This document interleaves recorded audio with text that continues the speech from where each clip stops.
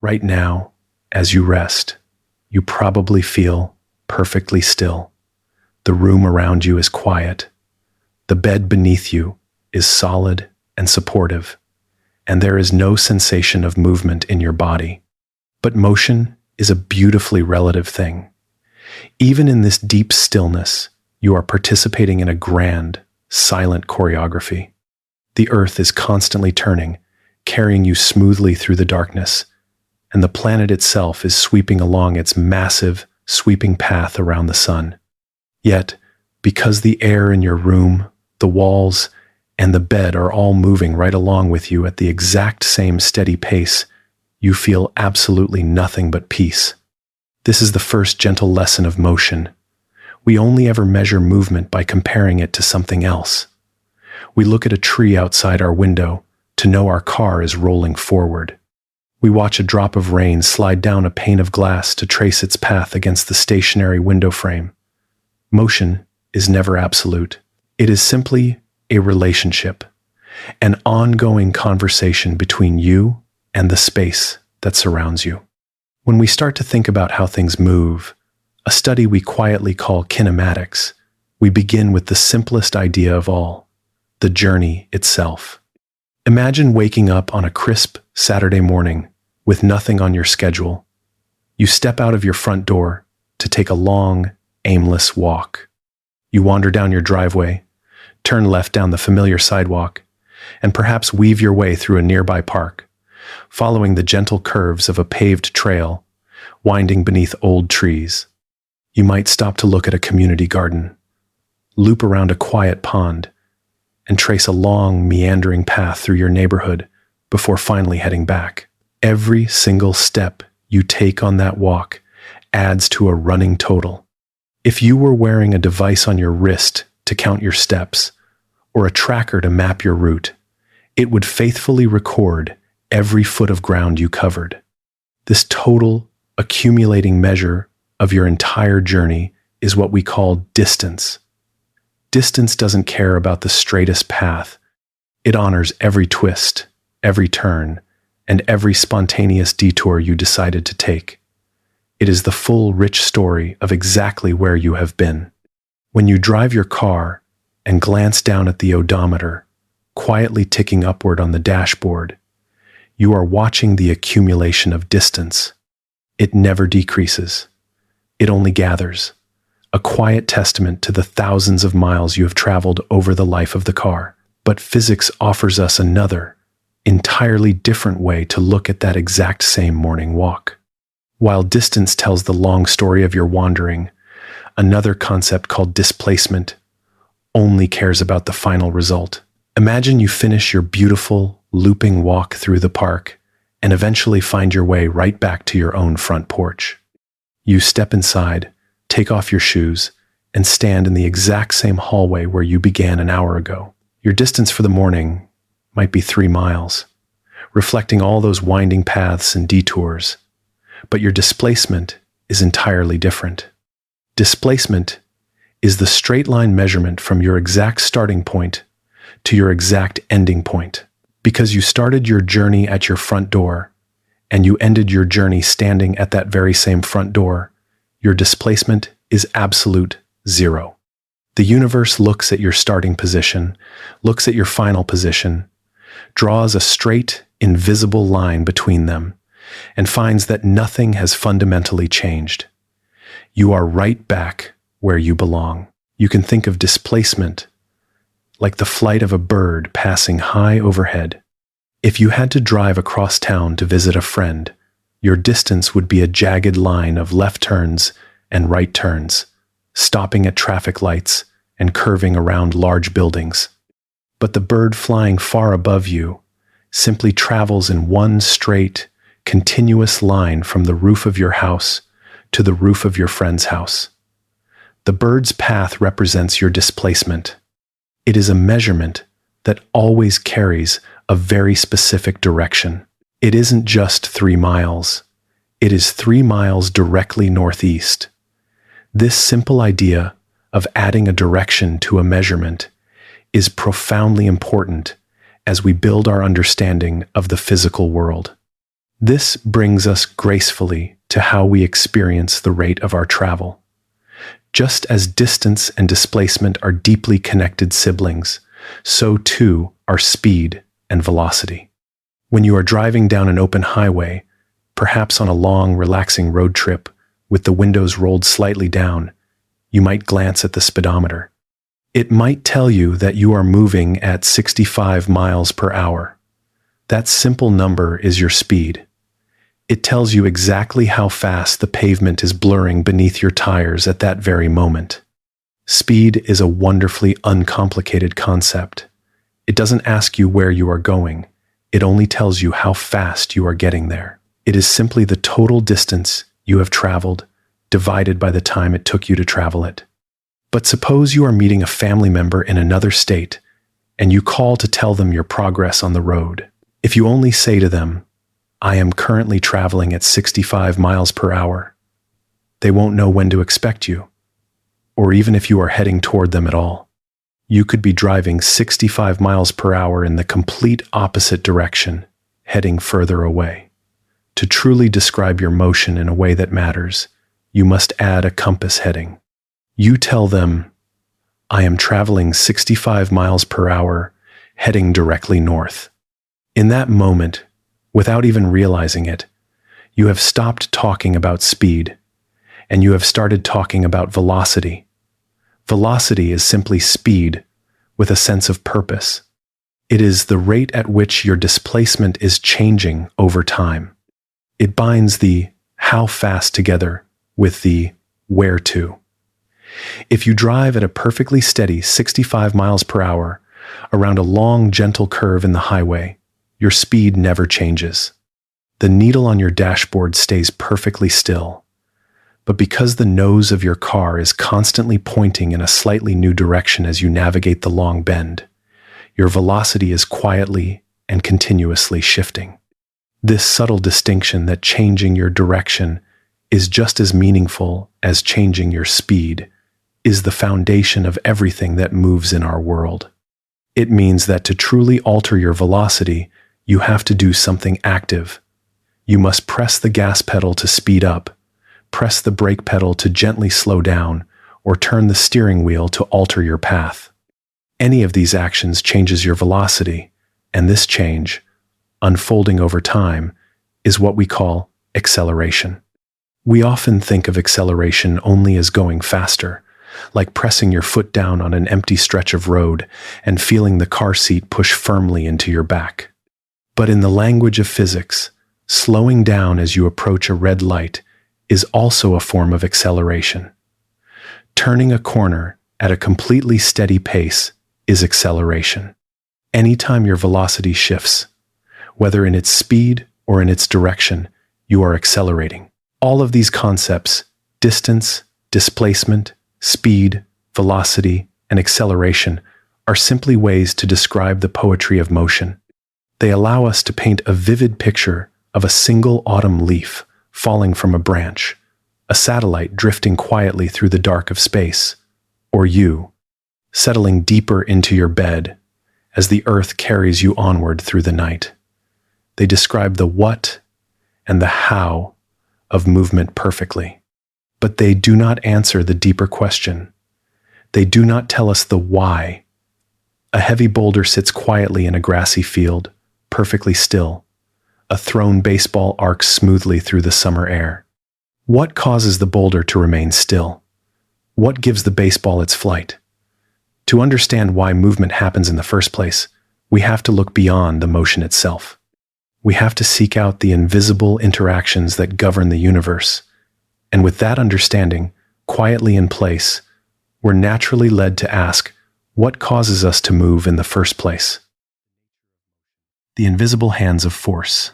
We ended our last quiet thought by watching things move, tracing their paths through distance and displacement, and sensing their changing speeds as they navigated the world. But observing motion itself is truly only half the story. A heavy car doesn't simply decide to accelerate down an empty highway on its own. A baseball doesn't leap spontaneously from the damp grass into the morning sky unprompted. To truly understand the physical world around us, We must look beyond the movement itself and seek out the invisible hands that shape it. We must gently turn our attention toward forces. A force is, at its most fundamental and simple level, nothing more than a push or a pull. You cannot hold a force in the palm of your hand, nor can you weigh it in a glass jar. You can only ever experience a force by the effect it has on the things you can touch. Think about your own home, settling into the quiet of the night. Picture a heavy piece of furniture, perhaps a large, solid oak dresser resting firmly on a carpeted bedroom floor. If you leave it alone, if the house remains entirely still and no one touches it, that dresser will remain perfectly stationary for days, years, or even decades. It possesses a profound, inherent stubbornness. In the language of physics, we call this stubbornness inertia. Inertia is a beautiful, deeply comforting principle of the universe. It tells us that objects inherently want to keep doing exactly what they are already doing. An object at rest is perfectly content to stay at rest forever, unless something comes along from the outside to interrupt its peace. But inertia is not just about stillness. It applies just as faithfully to things that are already in motion. If you were to slide a smooth, heavy disk across a perfectly endless, perfectly frictionless sheet of ice, that disk would glide forward at the exact same speed, in the exact same direction, for all of eternity. It takes absolutely no effort for the universe to keep an object moving once it has started. It only takes effort to change that motion. The amount of stubbornness an object has, its deep resistance to being changed or interrupted, is what we call mass. The heavier and denser something is, the more mass it has, and the more fiercely it clings to its current state of being. Let's take a brief moment to gently unravel a common confusion between mass and weight, because setting this straight brings a deep, satisfying sense of clarity. We often use the words interchangeably in our daily lives, like when we weigh vegetables at the grocery store. But to the universe, they are entirely different concepts. Mass, as we just explored, is the stubbornness of matter. It is the raw, unchanging amount of stuff that makes up an object. Your mass is exactly the same whether you are resting comfortably in your living room, floating in the silent emptiness of deep space, or standing on the dusty, cratered surface of the moon. You are always made of the exact same amount of you. Weight, however, is a localized experience. It is the specific, invisible force of gravity pulling down on your mass at a given moment. If you traveled to the moon, your weight would change drastically because the moon's gravitational pull is much weaker than the Earth's. You would feel wonderfully light, but your mass, your inertia, your stubborn resistance to a push would remain entirely unchanged. If someone tossed you a heavy medicine ball on the moon, it might feel incredibly light to lift off the ground, but it would still hit your hands with the exact same jarring impact if you tried to stop it from moving toward you. So, how do we overcome this inherent stubbornness? How do we make that heavy oak dresser move across the bedroom floor? We must introduce a force. Imagine bracing your feet against the carpet, placing your hands flat against the cool, polished wood of the dresser, and pushing. At first, you might push gently, and the dresser doesn't even shift. The stubbornness of its mass, combined with the quiet, gripping friction of the carpet beneath it, is simply too much. You have to push harder. You lean your body weight into it, and slowly, with a dull scrape, the dresser begins to yield and slide forward. A brilliant thinker named Isaac Newton saw the profound simplicity hidden in this everyday struggle. He realized that the force you need to make something move is locked in a perfect, unbreakable relationship with two other things: the mass of the object and how quickly you want its speed to change.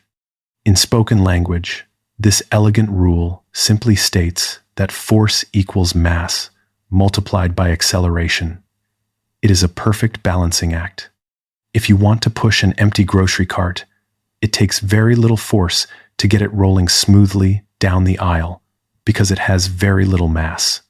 But if you try to push a stalled car to the side of the road, you feel the overwhelming mass of the metal structure, and it requires a tremendous, exhausting force just to make it inch forward. The universe is incredibly fair and consistent in this way. It asks you to pay a precise, non-negotiable price in force for every bit of mass you wish to accelerate. But there is a hidden layer to this physical interaction, a secret symmetry that goes entirely unnoticed in our busy daily routines. When you press your hands against that heavy oak dresser and push with all your might, you might naturally assume you are the only one doing the pushing. But if you slow down and pay close attention to the palms of your hands, you can feel the hard wood pressing back into your skin, resisting you, leaving a slight, warm impression on your flesh. This is the universe whispering its most poetic and absolute rule. Forces never, ever exist alone. They always arrive in pairs. For every action, there is an equal and opposite reaction. When you push the dresser forward, the dresser pushes backward against your hands with the exact same amount of force. It feels almost counterintuitive at first, but it is the very reason we are able to move through the world at all. Think about the extraordinarily simple act of walking down a sidewalk. When you take a step forward, you aren't actually pulling yourself ahead. You are planting your foot and pushing backward against the concrete surface of the earth. And because you push the earth backward, the earth faithfully and instantly pushes your body forward. We navigate our entire lives through this silent, constant agreement, continuously trading pushes and pulls with the ground beneath us. You can feel this same rhythmic exchange if you imagine swimming in a quiet, still lake at dawn. To move your body smoothly forward through the cool, dark water, you cup your hands and firmly push the water backward behind you. You are not reaching forward to pull yourself. You are throwing water to the rear. And in perfect, immediate response, the water presses against your hands and propels your body gracefully ahead. The harder you push the water back, the faster the water pushes you forward. This unbroken symmetry governs everything around us. It is the reason birds can press down against the air to rise into the sky, and the reason rockets can throw fire and exhaust downward to break free of the atmosphere. It is all the same quiet rule, playing out over and over again in wonderfully different forms. Let's set that idea down now, fully formed, and let our attention drift toward what happens when that motion builds up. The architecture of momentum. A moment ago, we ended with the idea of objects moving and pushing against one another, trading those invisible forces back and forth in perfect harmony. Let's pick up that thread right where we gently left it. When you press against the heavy oak dresser and it finally yields to your effort, something profound happens. It is no longer just a static object holding its ground. It is now a mass in motion. And when an object is moving, it gathers and carries something with it, a kind of sweeping, physical weight to its movement that we call momentum. If you are lying comfortably right now, close your eyes and picture a quiet, slow-moving river winding through a dense forest. The water is barely creeping along, perhaps only flowing at 1 or 2 miles an hour. It looks peaceful, almost entirely still from a distance. Now, imagine a gentle evening breeze drifting through the trees at that exact same speed, 1 or 2 miles an hour. Both the river and the wind share the exact same velocity.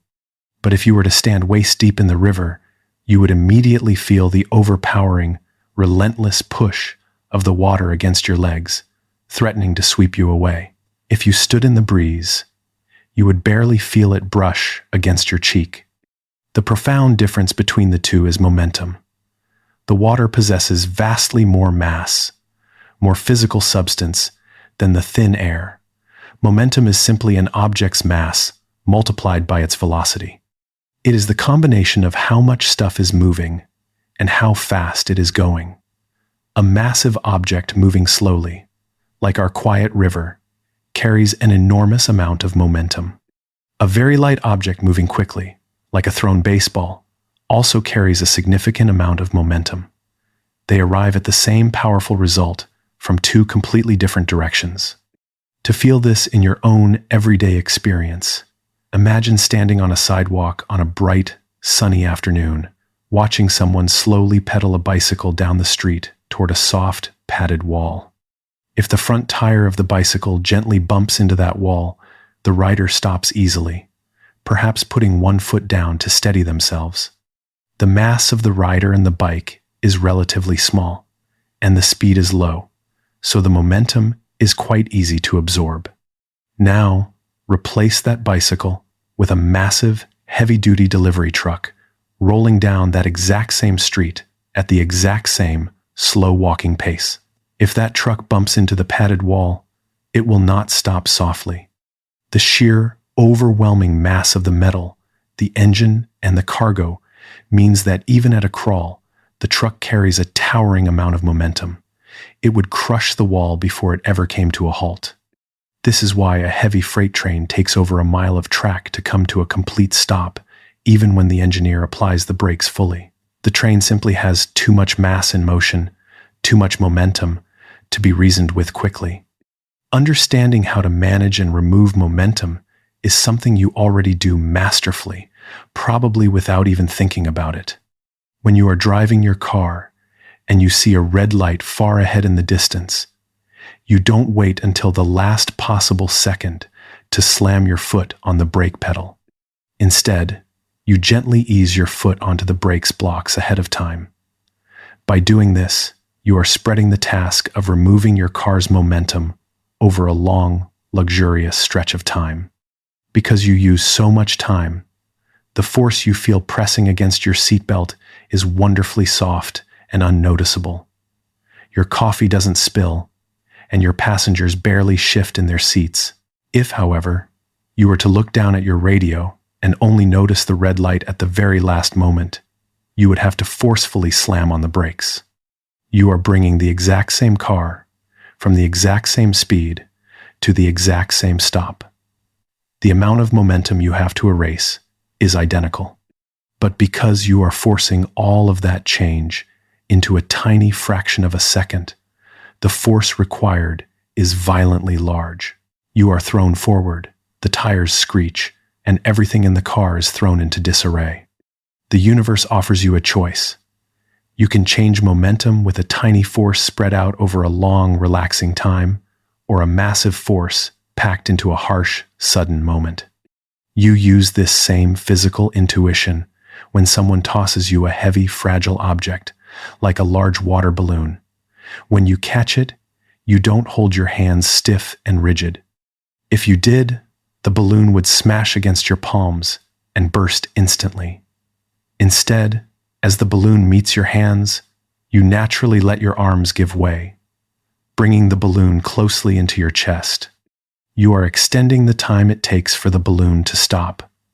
By extending the time, you dramatically reduce the force of the impact, saving the delicate rubber from breaking. It is a brilliant, instinctual application of physics that your body completely understands. But the most beautiful and poetic aspect of momentum is not just how we change it, but how the universe preserves it. The universe is an incredibly strict accountant. It never loses track of a single drop of momentum. The law of conservation of momentum tells us that in any closed, isolated interaction, the total amount of momentum before an event is exactly the same as the total amount after. It cannot be created from nothing, and it cannot simply vanish into the ether. It can only ever be traded. Imagine a perfectly smooth green felt pool table brightly lit in an otherwise dark room. You strike the solid white cue ball, sending it rolling swiftly across the table. In this moment, the cue ball carries all the momentum.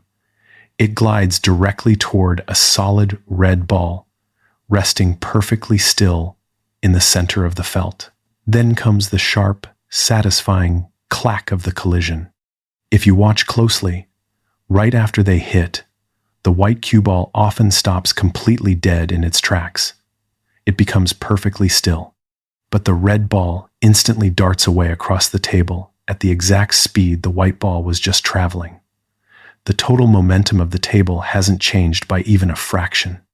The white ball simply handed its motion entirely and cleanly over to the red ball.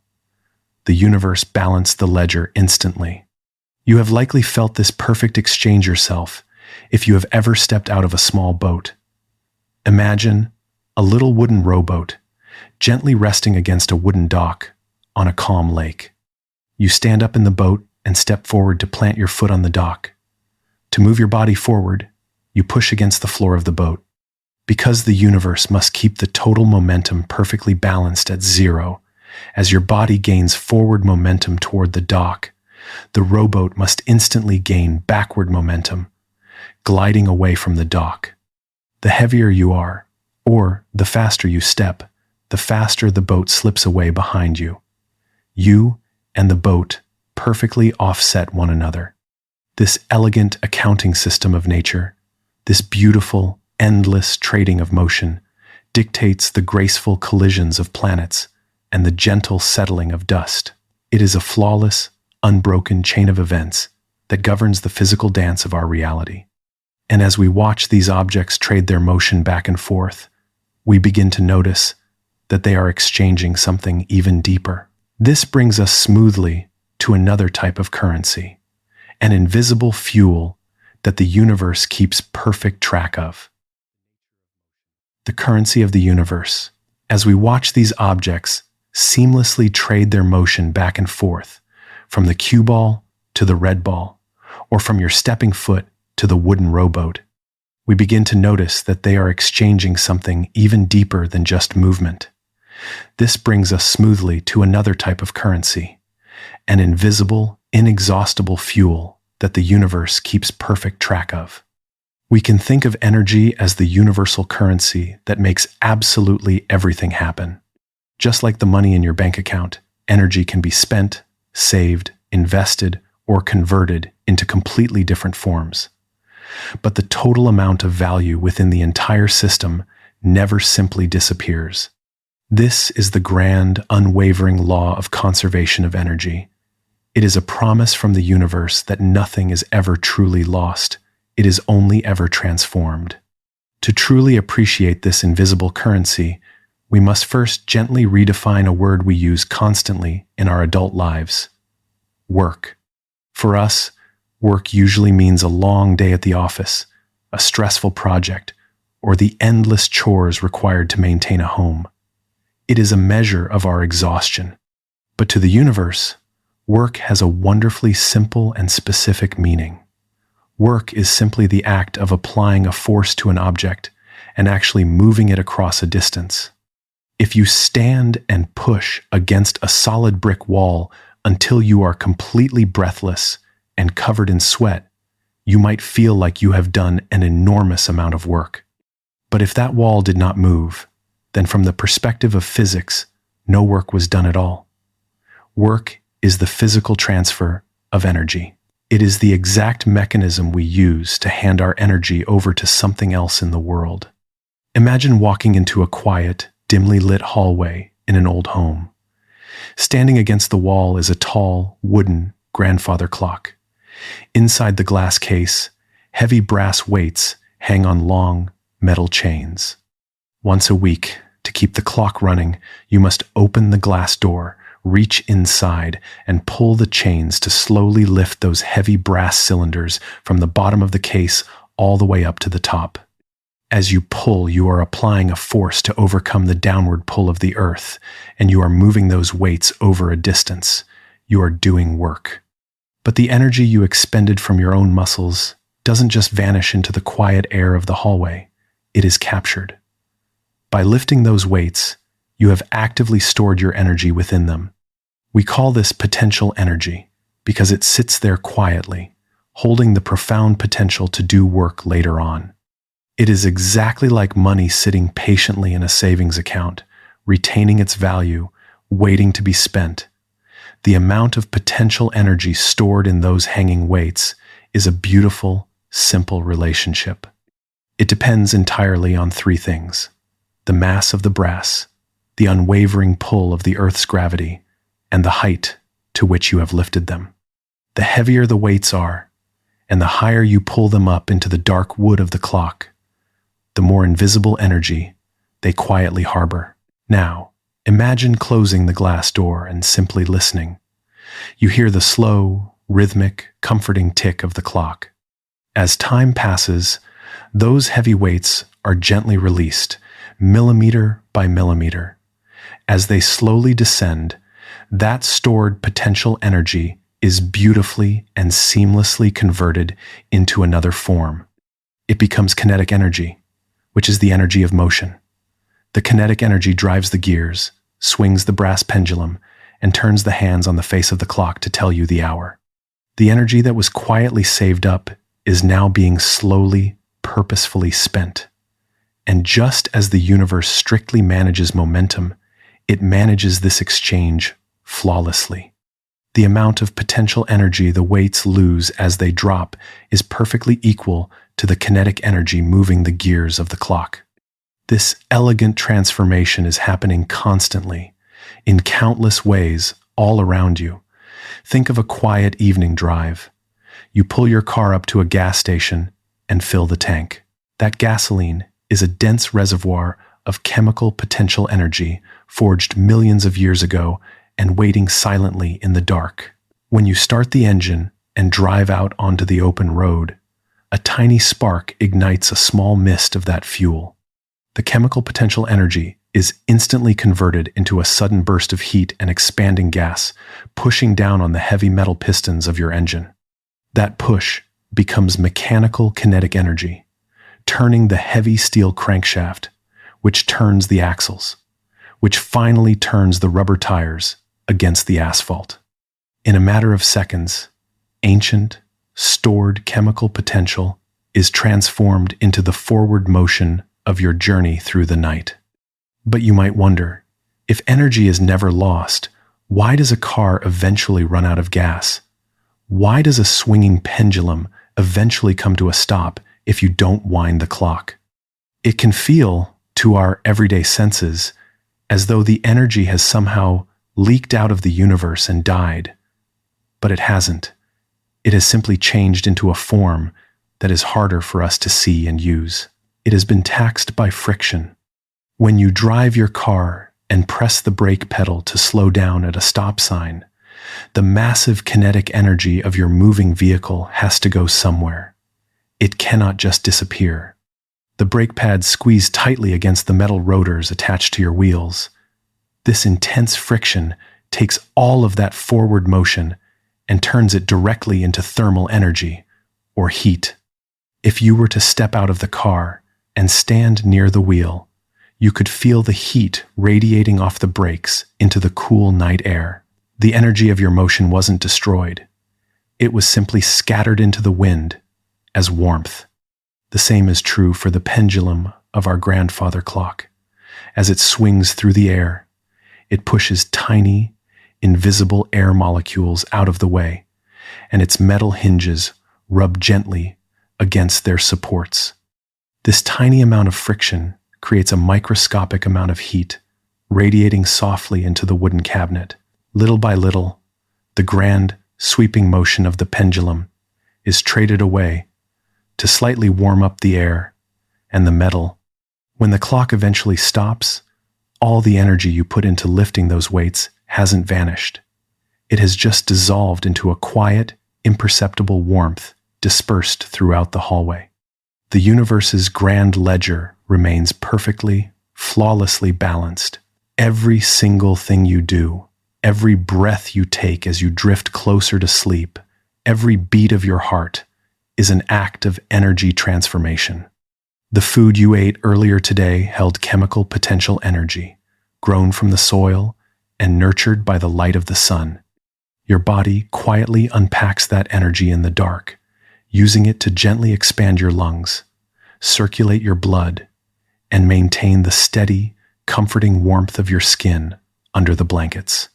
You are a living, breathing engine of energy conversion, a beautiful participant in the universe's oldest accounting system. And as we trace these transformations back to their roots, from the warmth of your body, to the food you ate, to the quiet descent of the heavy brass clock weights, we notice a recurring theme. The most fundamental way the physical world stores its energy on a grand scale is by separating massive objects, lifting them up and holding them apart against a silent, eternal pull. It is a pull that reaches across the vastness of space and down into the very center of our world. Speaking of that invisible pull, the one that patiently draws the brass weights down and holds the atmosphere to the earth, let's explore that grandest and most familiar force of all. The dance of gravity. Speaking of that invisible pull, the one that patiently draws the heavy brass clock weights down and holds the atmosphere to the earth, let's allow ourselves to explore that grandest and most familiar force of all. We call it gravity. Of all the fundamental rules of the universe, this is the one your body understands the most intimately without any explanation needed. You feel it right now in the deep, comforting weight of the blankets resting across your shoulders. You feel it when you sink into a soft mattress at the end of a long day. It is the quiet, constant anchor that holds our lives to the ground. But for all its comforting familiarity, gravity hides a profound and beautiful secret. We naturally assume that gravity is just something the Earth does, a special property of our massive home planet that keeps our feet planted and pulls dropped objects to the floor. But the truth is much wider and much more intimate than that. Gravity is not a property of the Earth alone. It is a relationship. It is an invisible bond shared by absolutely everything in the universe that possesses mass. Every single object that has mass gently pulls on every other object that has mass, always, without exception. As you rest quietly in your room, the earth is pulling down on you, which is why you are pressed warmly into the bed. But you are also pulling back up on the earth with the exact same amount of force. The bed frame is softly pulling on the nightstand. The heavy book on your shelf is gently tugging on the lamp across the room. You cannot feel these interactions, of course. You don't feel yourself drawn toward the furniture as you walk through your home. This is because, on a human scale, the force of gravity is unimaginably weak. It requires an astronomical amount of mass to create a pull that our bodies can actually register. The delicate attraction between the book and the lamp is entirely washed out, completely overpowered by the colossal mass of the planet beneath your floorboards. We can understand exactly how this invisible attraction works by quietly translating the mathematics of early physicists into plain, spoken language. The strength of the gravitational embrace between any two objects depends entirely on two simple things: how much mass they contain and the vast distance that separates them. If you were to magically double the mass of an object, its gravitational pull would instantly double as well. The heavier the objects, the stronger the bond. But the second part of the rule, the distance between them, behaves in a much more dramatic way. As you move two objects further apart, the gravitational pull between them doesn't just fade gently. It drops off steeply and rapidly into the dark. Imagine standing outside on a freezing winter night, warming your hands near a brightly burning fire. If you take one step backward, the warmth doesn't just decrease a tiny bit. It drops off dramatically, because the heat is spreading out into a much larger, invisible sphere of cold air. Gravity works in a very similar way. If you were to take a spaceship and travel exactly twice as far away from the center of the Earth as you are right now, the Earth's pull on you wouldn't just be cut in half. It would be weakened by a factor of 4.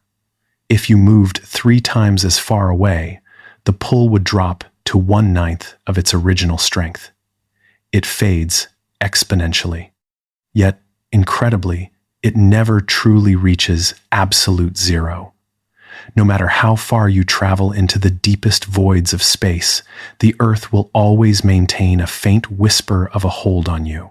This delicate balance between the sheer mass of planets and the vast, quiet distances between them creates the beautiful, sweeping architecture of our solar system. It leads us to one of the most elegant and peaceful realizations in all of physics: the true nature of an orbit. For a long time, humanity looked up at the pale moon and wondered what held it in the sky. If gravity pulls everything down, why doesn't the moon crash into the Earth? The answer is as simple as it is poetic. The moon is falling. It is falling toward us right now, every second of every day. To picture this in your mind, imagine standing on a wide, perfectly flat beach, holding a smooth stone. If you drop the stone from your hand, it falls straight down to the sand. If you throw the stone straight forward as hard as you can, it travels outward over the water, but gravity continuously pulls it downward until it eventually skips along the surface 100 feet away. Now, imagine you could throw that stone with a truly impossible amount of speed. As it flies forward, gravity still pulls it down. But remember, the Earth is a vast sphere. The ground is gently curving away beneath it. If you throw the stone fast enough, the rate at which the stone falls downward will exactly match the rate at which the Earth curves away from it. The stone will fall forever, but the ground will simply never be there to meet it. It will circle the entire globe in an endless, quiet journey. This is exactly what the moon is doing. It isn't resting on some invisible shelf, and it isn't beyond the reach of Earth's gravity. In fact, Earth's gravity is the only thing keeping it near us. The moon is moving sideways through space at an incredible speed. As it moves sideways, the Earth pulls it inward. The combination of that rapid forward motion and that constant inward pull bends the moon's path into a grand, endless circle. It is trapped in a permanent, peaceful freefall. This same beautiful principle applies to the astronauts living aboard the space station. When you see images of them floating effortlessly through their cabin, tumbling in midair, it is natural to assume they have traveled so high up that gravity no longer reaches them. But this is an illusion. The space station is only a few hundred miles above the surface. Up there, the Earth's gravitational pull is still incredibly strong. They are not weightless because there is no gravity. They are weightless because the ship, the air inside it, the equipment, and the astronauts themselves are all falling toward the Earth at the exact same rate, continuously missing the edge of the planet. Because they are all falling together at over 17,000 miles an hour, they drift peacefully inside the cabin, perfectly suspended in the dance of orbital mechanics. And even though the moon is caught in this endless fall, hundreds of thousands of miles away, its own mass still reaches across the dark void to touch us in return. You can witness this conversation between the Earth and the moon simply by standing on a coastline. The moon's gravity gently grasps the Earth. The solid rock of the continents is far too rigid to shift noticeably under this weak pull. But the oceans are not rigid. The vast, deep waters of the world are fluid and yielding. As the moon passes overhead, its gravity pulls the ocean water slightly toward it, creating a wide, gentle bulge in the sea. As the Earth rotates on its axis, spinning us through our days and nights, the continents plow into these watery bulges and then slowly rotate away from them. This is the quiet, rhythmic breathing of the tides. Every high tide and low tide you have ever seen is a direct, tangible result of the moon's invisible gravity, reaching down and softly lifting the waters of our world. It is a beautiful thought to hold on to as you rest. The same quiet force that keeps you safe and warm in your bed is the very same force that choreographs the sweeping paths of planets, holds the galaxies together in the dark, and gently tugs the ocean waves onto the shore. It is a universal, unbroken embrace.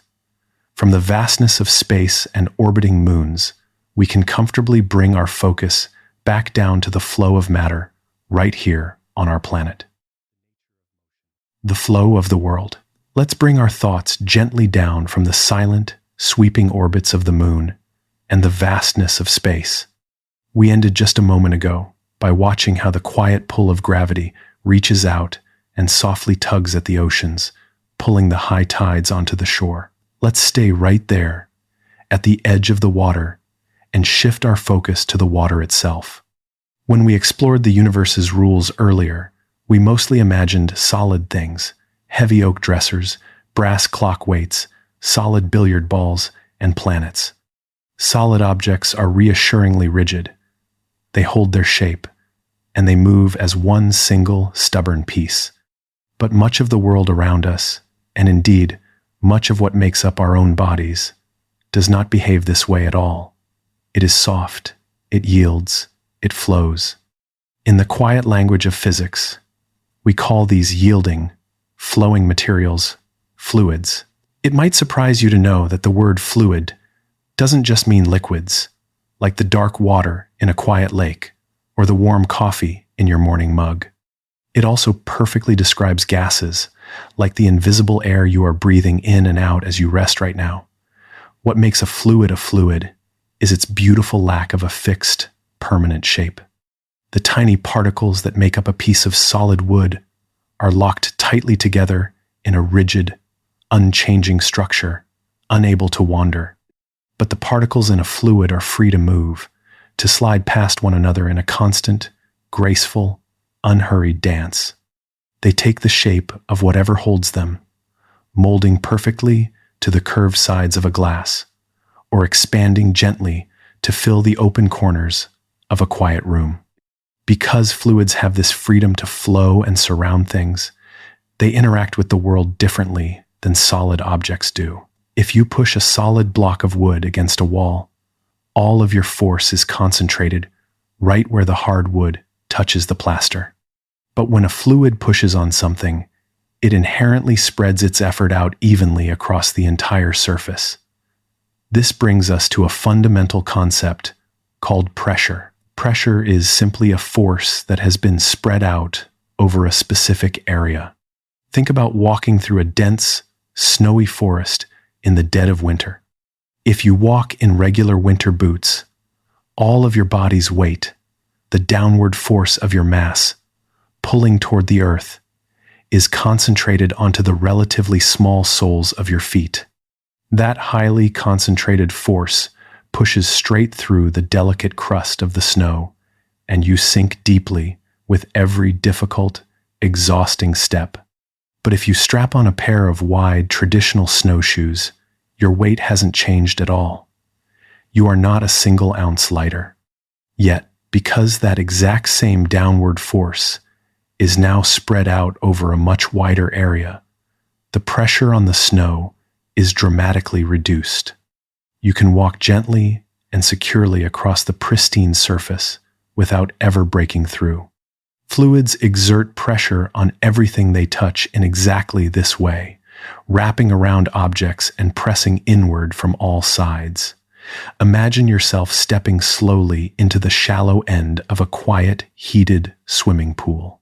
As you wade deeper into the water, it rises past your knees, up to your waist, and eventually to your chest. Even if you stand perfectly still, you can feel a gentle, reassuring squeeze from the water all around your body. The water is pressing against your skin, a continuous, even force distributed across every inch of you. And the deeper you go into that pool, the stronger that gentle squeeze becomes. This is beautifully simple to understand when we remember gravity. Just like the solid ground, the water itself has mass, and gravity is constantly pulling all of that water downward. When you are standing waist deep, you aren't just feeling the water that is right next to you. You are feeling the physical weight of all the water stacked up above that point. A large submarine diving deep into the ocean must be built with incredibly thick, heavy steel hulls. because miles of ocean water are resting heavily above it. Gravity relentlessly pulls it all down, creating a crushing, immense, inward pressure from every possible direction. We rarely think about it, but we experience this exact same phenomenon every single second of our lives with the air around us. We are, quite literally, walking around at the very bottom of a massive, invisible ocean of air. The Earth's atmosphere extends miles up into the sky, and all of that gas has mass. Gravity pulls it down, stacking it on top of us. The air in your room is pressing against every inch of your skin right now. You don't feel it at all because you were born into it, and the fluids inside your own body push outward with the exact same pressure, keeping you in perfect, comfortable, unfelt balance. But if you drive your car high up into the mountains or take off in a commercial airplane, you leave much of that heavy air below you. The pressure outside your body drops, and you feel the sudden, quiet pop in your ears as your body adjusts to the lighter load. This understanding of pressure, that it grows predictably stronger the deeper you go, leads us to one of the most magical and counterintuitive behaviors of fluids. It leads us directly to buoyancy, the hidden upward push that allows heavy things to float. Think back to you, standing waist deep in that quiet swimming pool. The water is pressing inward on you from every side. It presses on your chest, it presses on your back, and it presses against your ribs. Because you are the same depth all the way around, these sideways pushes perfectly cancel each other out. But think about the water pressing up against the bottoms of your feet, compared to the water pressing down against your shoulders.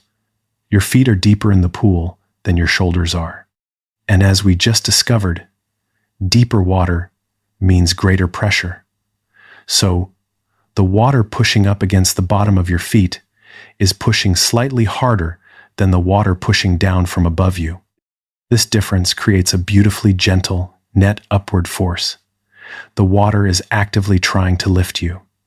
This is buoyancy. Thousands of years ago, a brilliant thinker named Archimedes noticed something deeply elegant about this lifting force. He realized that the upward push of the water doesn't care about what an object is made of.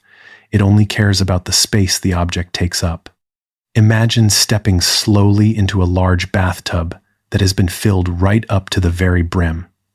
As you lower yourself into the warm water, your body takes up space. Two things cannot occupy the exact same physical space at the exact same time, so the water has no choice but to get out of your way. It spills over the edges and onto the floor. Archimedes discovered that the upward, buoyant force trying to lift your body is exactly equal to the weight of the water that was forced to spill over the edge. The universe trades the water you pushed away for a lifting force of the exact same value.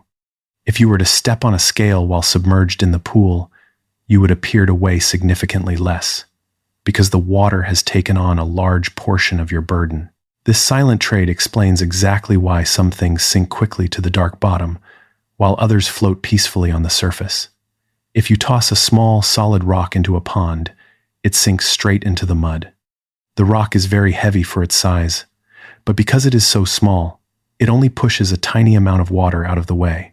The upward buoyant force is tiny, totally overwhelmed by the heavy, downward pull of gravity on the stone. But what about a massive, towering cruise ship made of thousands of tons of thick steel?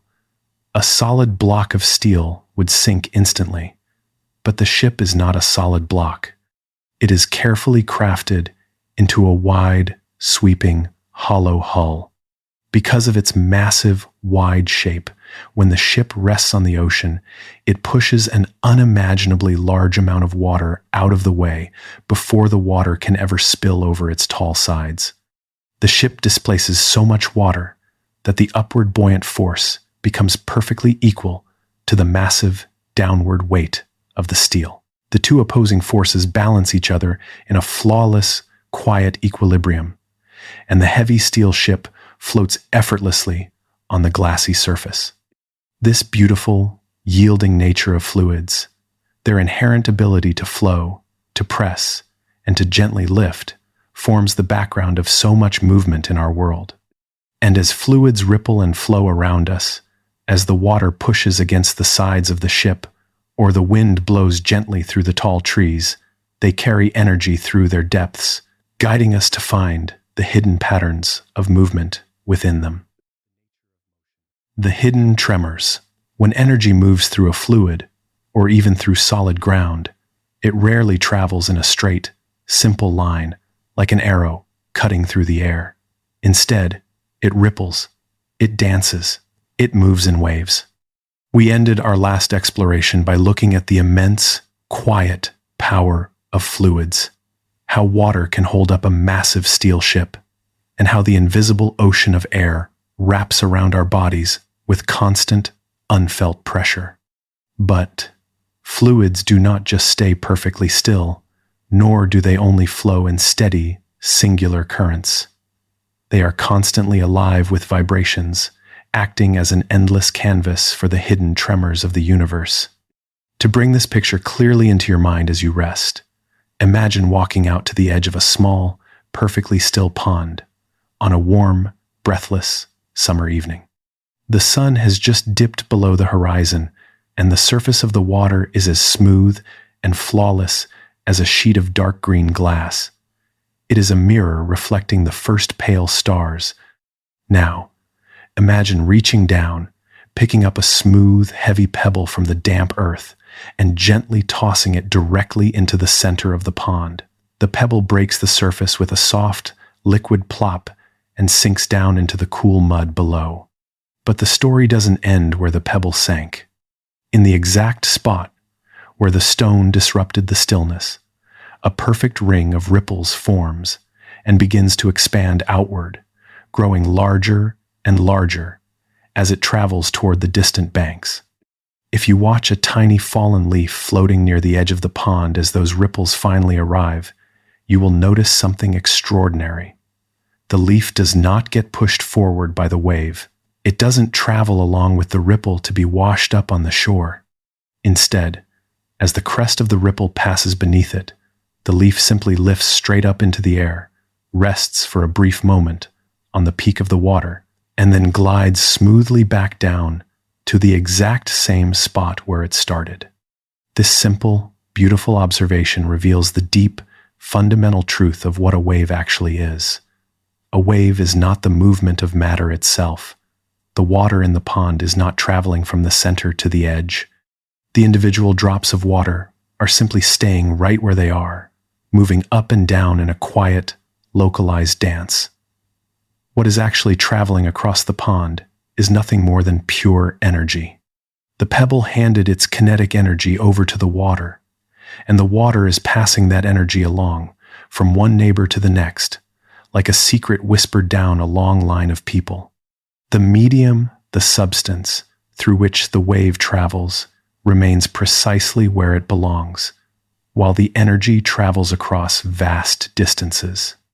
You can feel this same phenomenon by imagining a vast golden field of tall wheat on a breezy autumn afternoon. When a sudden gust of wind sweeps across the landscape, you can see beautiful dark waves rolling across the field, mimicking the swells of the ocean. But you know that the individual stalks of wheat are firmly rooted in the rich soil. They are not running across the field. Each stalk simply bends forward to pass the push of the wind to the stalk in front of it, and then stands back up straight to rest in the sunshine. The wave is an illusion of motion, created by a sequence of perfectly timed individual vibrations. To describe these patterns of energy precisely, without ever needing a diagram or a written formula, we can paint the geometry of a wave entirely with our imagination. Picture a perfectly flat, horizontal line running through the center of your thoughts. This line represents absolute calm, total equilibrium, the surface of the pond before the pebble was thrown, or a guitar string before it is plucked. When a wave passes through this stillness, it disturbs the balance. The parts of the wave that rise gracefully above this central line of calm are called the crests. They are the peaks of the journey, the moments of highest elevation, the parts that dip softly below the line, carving out smooth valleys in the dark, are called the troughs. If you were to measure the distance from that central line of perfect calm, straight up to the very top of a crest, you would find the wave's amplitude. Amplitude is simply a measure of the wave's height, its sheer intensity. In our daily lives, amplitude is what we experience as volume or brightness. A tiny, gentle ripple on the pond has a very low amplitude, barely raising the water at all.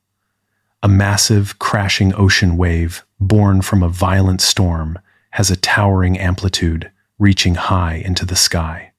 When you turn down the volume on a speaker late at night to let the music fade into a soft background murmur, you are actively shrinking the amplitude of the sound waves, bringing their peaks closer to the line of total silence. Now, imagine taking a tape measure and laying it horizontally along the tops of the waves.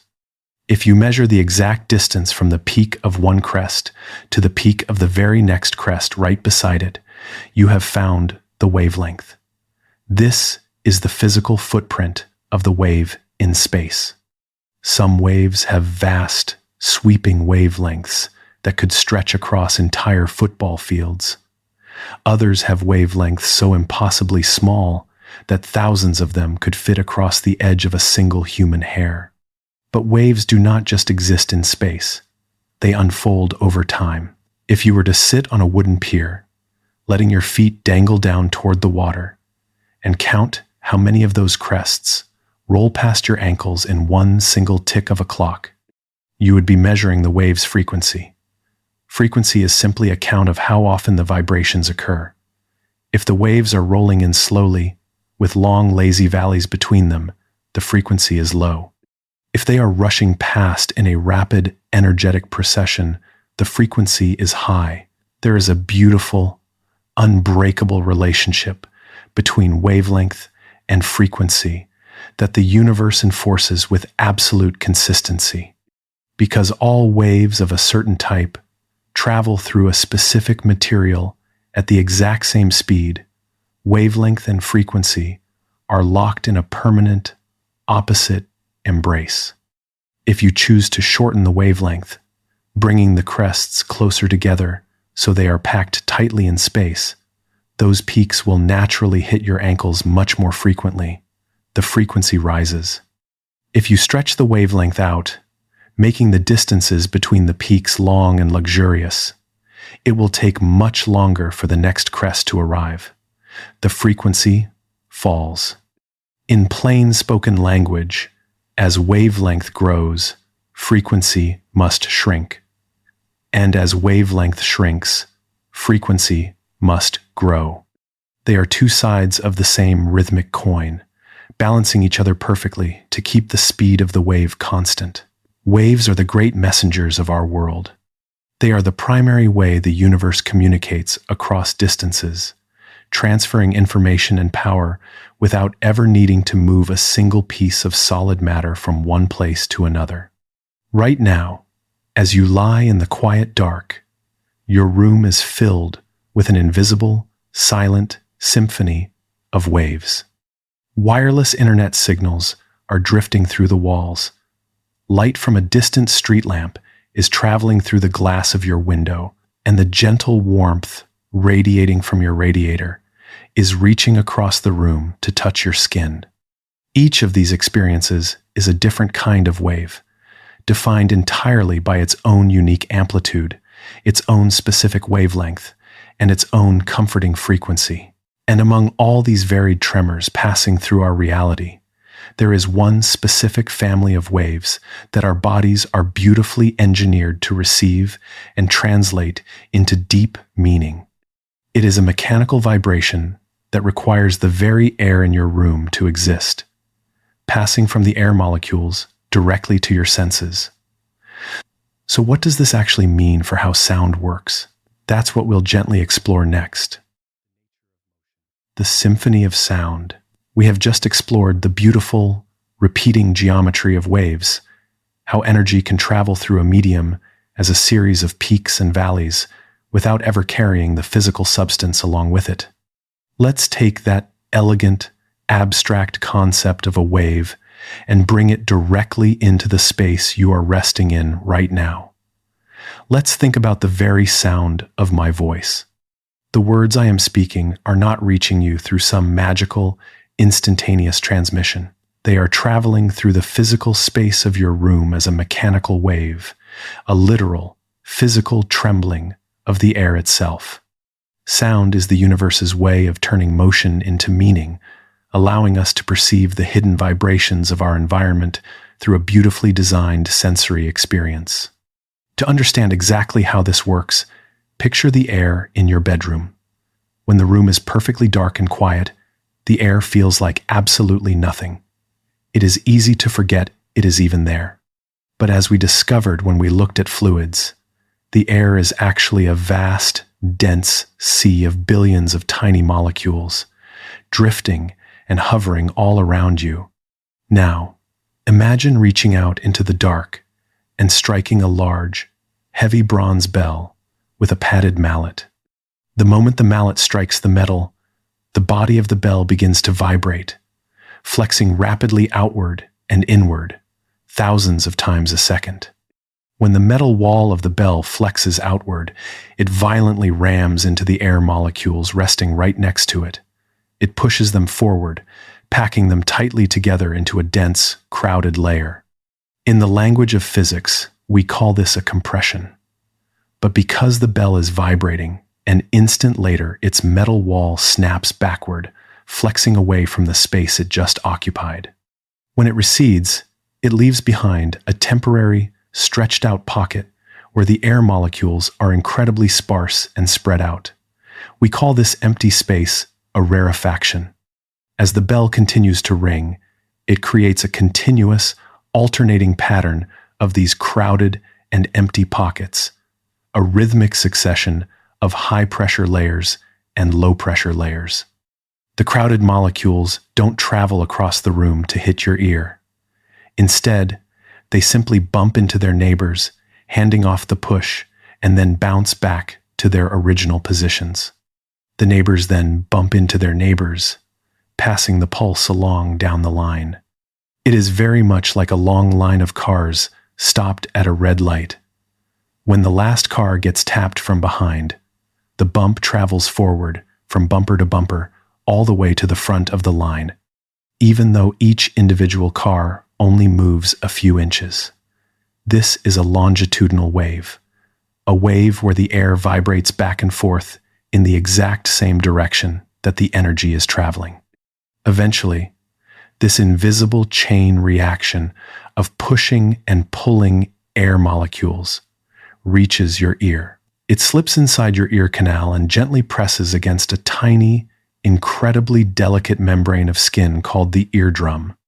The alternating layers of crowded and empty air push and pull on your eardrum, forcing it to vibrate in perfect, absolute synchronicity with the distant bronze bell. Your brain translates this delicate physical dance into the rich, resonant sound of a ringing note. You are quite literally feeling the movement of the air.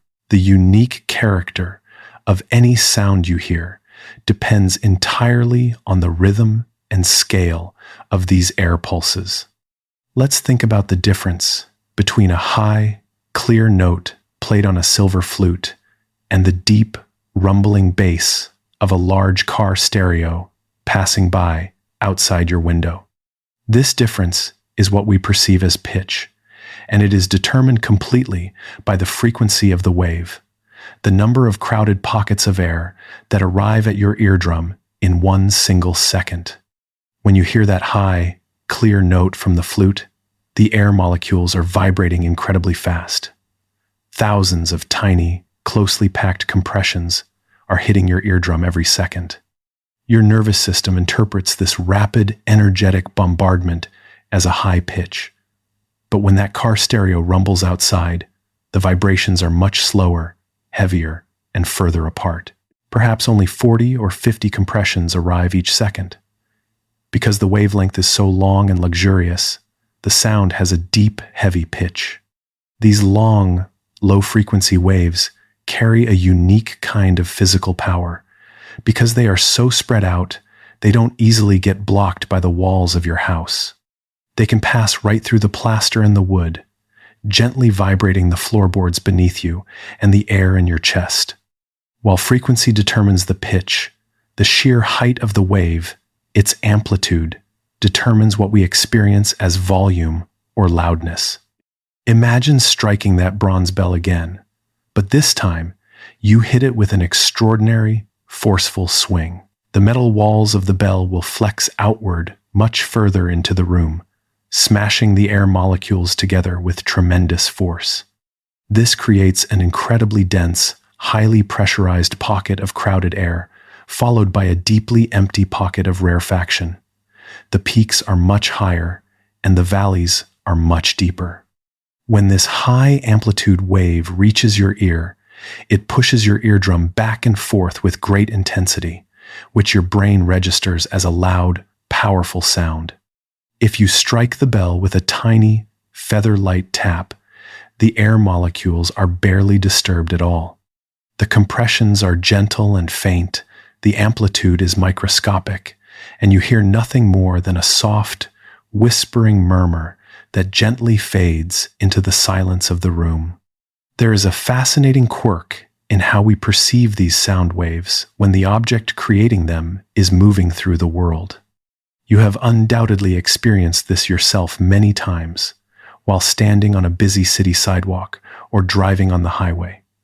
Think of an ambulance rushing down the road with its siren wailing. As the ambulance speeds toward your position, you notice that the pitch of the siren sounds uniquely high and piercing. But the very instant the ambulance passes you and begins to speed away into the distance, the sound suddenly drops to a much lower, deeper tone. The paramedics inside the ambulance aren't changing the siren at all. To their ears, sitting inside the cabin, the pitch remains completely steady. The transformation is an illusion created entirely by motion, a phenomenon we call the Doppler effect. When the ambulance is speeding toward you, it is actively chasing its own sound waves. It emits a loud blast of sound and then instantly rushes forward behind it before emitting the next one. By doing this, the moving vehicle squishes the oncoming pockets of crowded air closer together in space, shortening their wavelength. Because they are squished together, they hit your eardrum much more frequently, causing you to hear a higher pitch than what is actually being produced. Once the ambulance passes you and begins moving away, the opposite happens. It emits a blast of sound, but it is now speeding in the opposite direction before it emits the next one. It is actively running away from its own creation, stretching out the distance between the crowded pockets of air. The wavelength becomes longer, the compressions arrive at your ear much less frequently, and the pitch drops to a lower, flatter rumble. This shifting sound is a gentle, recurring reminder from the universe that our perception of reality depends entirely on where we are standing and how we are moving through the grand symphony of the world. Every sound around you, the quiet hum of a refrigerator, the rustle of dry leaves outside your window, the slow, rhythmic rising and falling of your own breath, is part of this mechanical tapestry. They are all organized, orderly patterns of kinetic energy passing through the air, shifting from molecule to molecule in a beautiful, predictable cadence. But sound waves are not the only way that particles can vibrate. What happens when we look even closer at the matter around us, down past the scale of air currents and audible waves, to the very atoms themselves? What happens when those individual particles stop vibrating in neat, orderly rows and instead begin to shake in a completely chaotic, random frenzy? So what does this actually mean for how heat works? That's what we'll gently explore next. The restless nature of heat. We ended our last exploration by listening to the symphony of sound, watching how orderly, mechanical waves of energy press and pull through the air in a beautiful, predictable rhythm. But sound waves are not the only way that particles can vibrate. What happens when we look even closer at the matter around us, down past the scale of air currents and audible waves, to the very atoms themselves? What happens when those individual particles stop vibrating in neat, orderly rows and instead begin to shake in a completely chaotic, random frenzy? This brings us naturally to the restless nature of heat. When we talk about heat in the language of physics, we are not talking about a unique substance, a mystical fluid, or an invisible mist that flows into an object to make it warm. We are really just talking about motion on an unimaginably small, microscopic scale. Let's try to picture this hidden world together in our minds as we rest. Imagine you are holding a cold, solid bar of iron in your hand. To your eyes and your touch, the metal feels completely solid, completely dark, and perfectly stationary. But if we possessed a magical microscope that could zoom in billions of times down to the atomic fabric of the iron, we would see an astonishingly active scene. The individual iron atoms are arranged in a neat, grid-like framework, but they are not sitting still. They are shaking, trembling, and vibrating in place like tiny spheres held together by tightly coiled springs. They are locked in a permanent, restless dance. The intensity of this microscopic dance is what we experience in our larger world as temperature. Temperature is nothing more than a convenient measurement of the average speed, the average kinetic energy, of all those trillions of tiny particles. When an object is cold, the atoms are moving slowly, executing a gentle, quiet sway. When an object is hot, the atoms are thrashing about wildly, colliding into one another with tremendous energy and speed. To see how this restless motion moves through our daily lives, let's picture a hot cup of black coffee resting quietly on a wooden kitchen table. When the coffee is first poured, it looks completely calm to your eyes. No waves ripple across its dark surface. Yet, at the molecular level, the water molecules are moving at incredible speeds, darting around, spinning, and violently smashing into one another like an endless swarm of microscopic bumper cars. Because they are moving so fast, we say the coffee has a high temperature. Now, think about what happens as that cup of coffee sits unattended on the table over the course of an evening. You know from your own life experience that the coffee will not stay hot forever. Little by little, it begins to cool down. Where does that energy go? It doesn't simply vanish into nothingness. Instead, a slow, elegant process of physical sharing begins to unfold. The wildly thrashing water molecules at the outer edge of the liquid are constantly slamming into the atoms that make up the solid ceramic walls of the mug. Because the coffee molecules are moving so much faster, their collisions pass some of their kinetic energy over to the ceramic atoms, causing the atoms in the mug to start vibrating much faster as well. The mug becomes hot to your touch. Then, the newly energized ceramic atoms turn around and slam into the slower-moving molecules of the surrounding air, passing the energy along once more. It is a massive, cascading game of microscopic billiards where the fast-moving particles are constantly giving up their speed to the slower-moving particles they encounter. Eventually, after an hour or two has passed, this frantic exchange of energy comes to a quiet, natural halt. If you were to touch the coffee mug now, it would no longer feel hot and it would no longer feel cold. It would feel exactly the same as the air in the room. In the study of thermodynamics, we say that the coffee and the room have reached a state of thermal equilibrium. The average speed of the molecules in the coffee has slowed down to match the average speed of the molecules in the surrounding air. The universe has leveled the playing field, distributing the energy evenly throughout the space. This reveals a fundamental, irreversible law of our reality.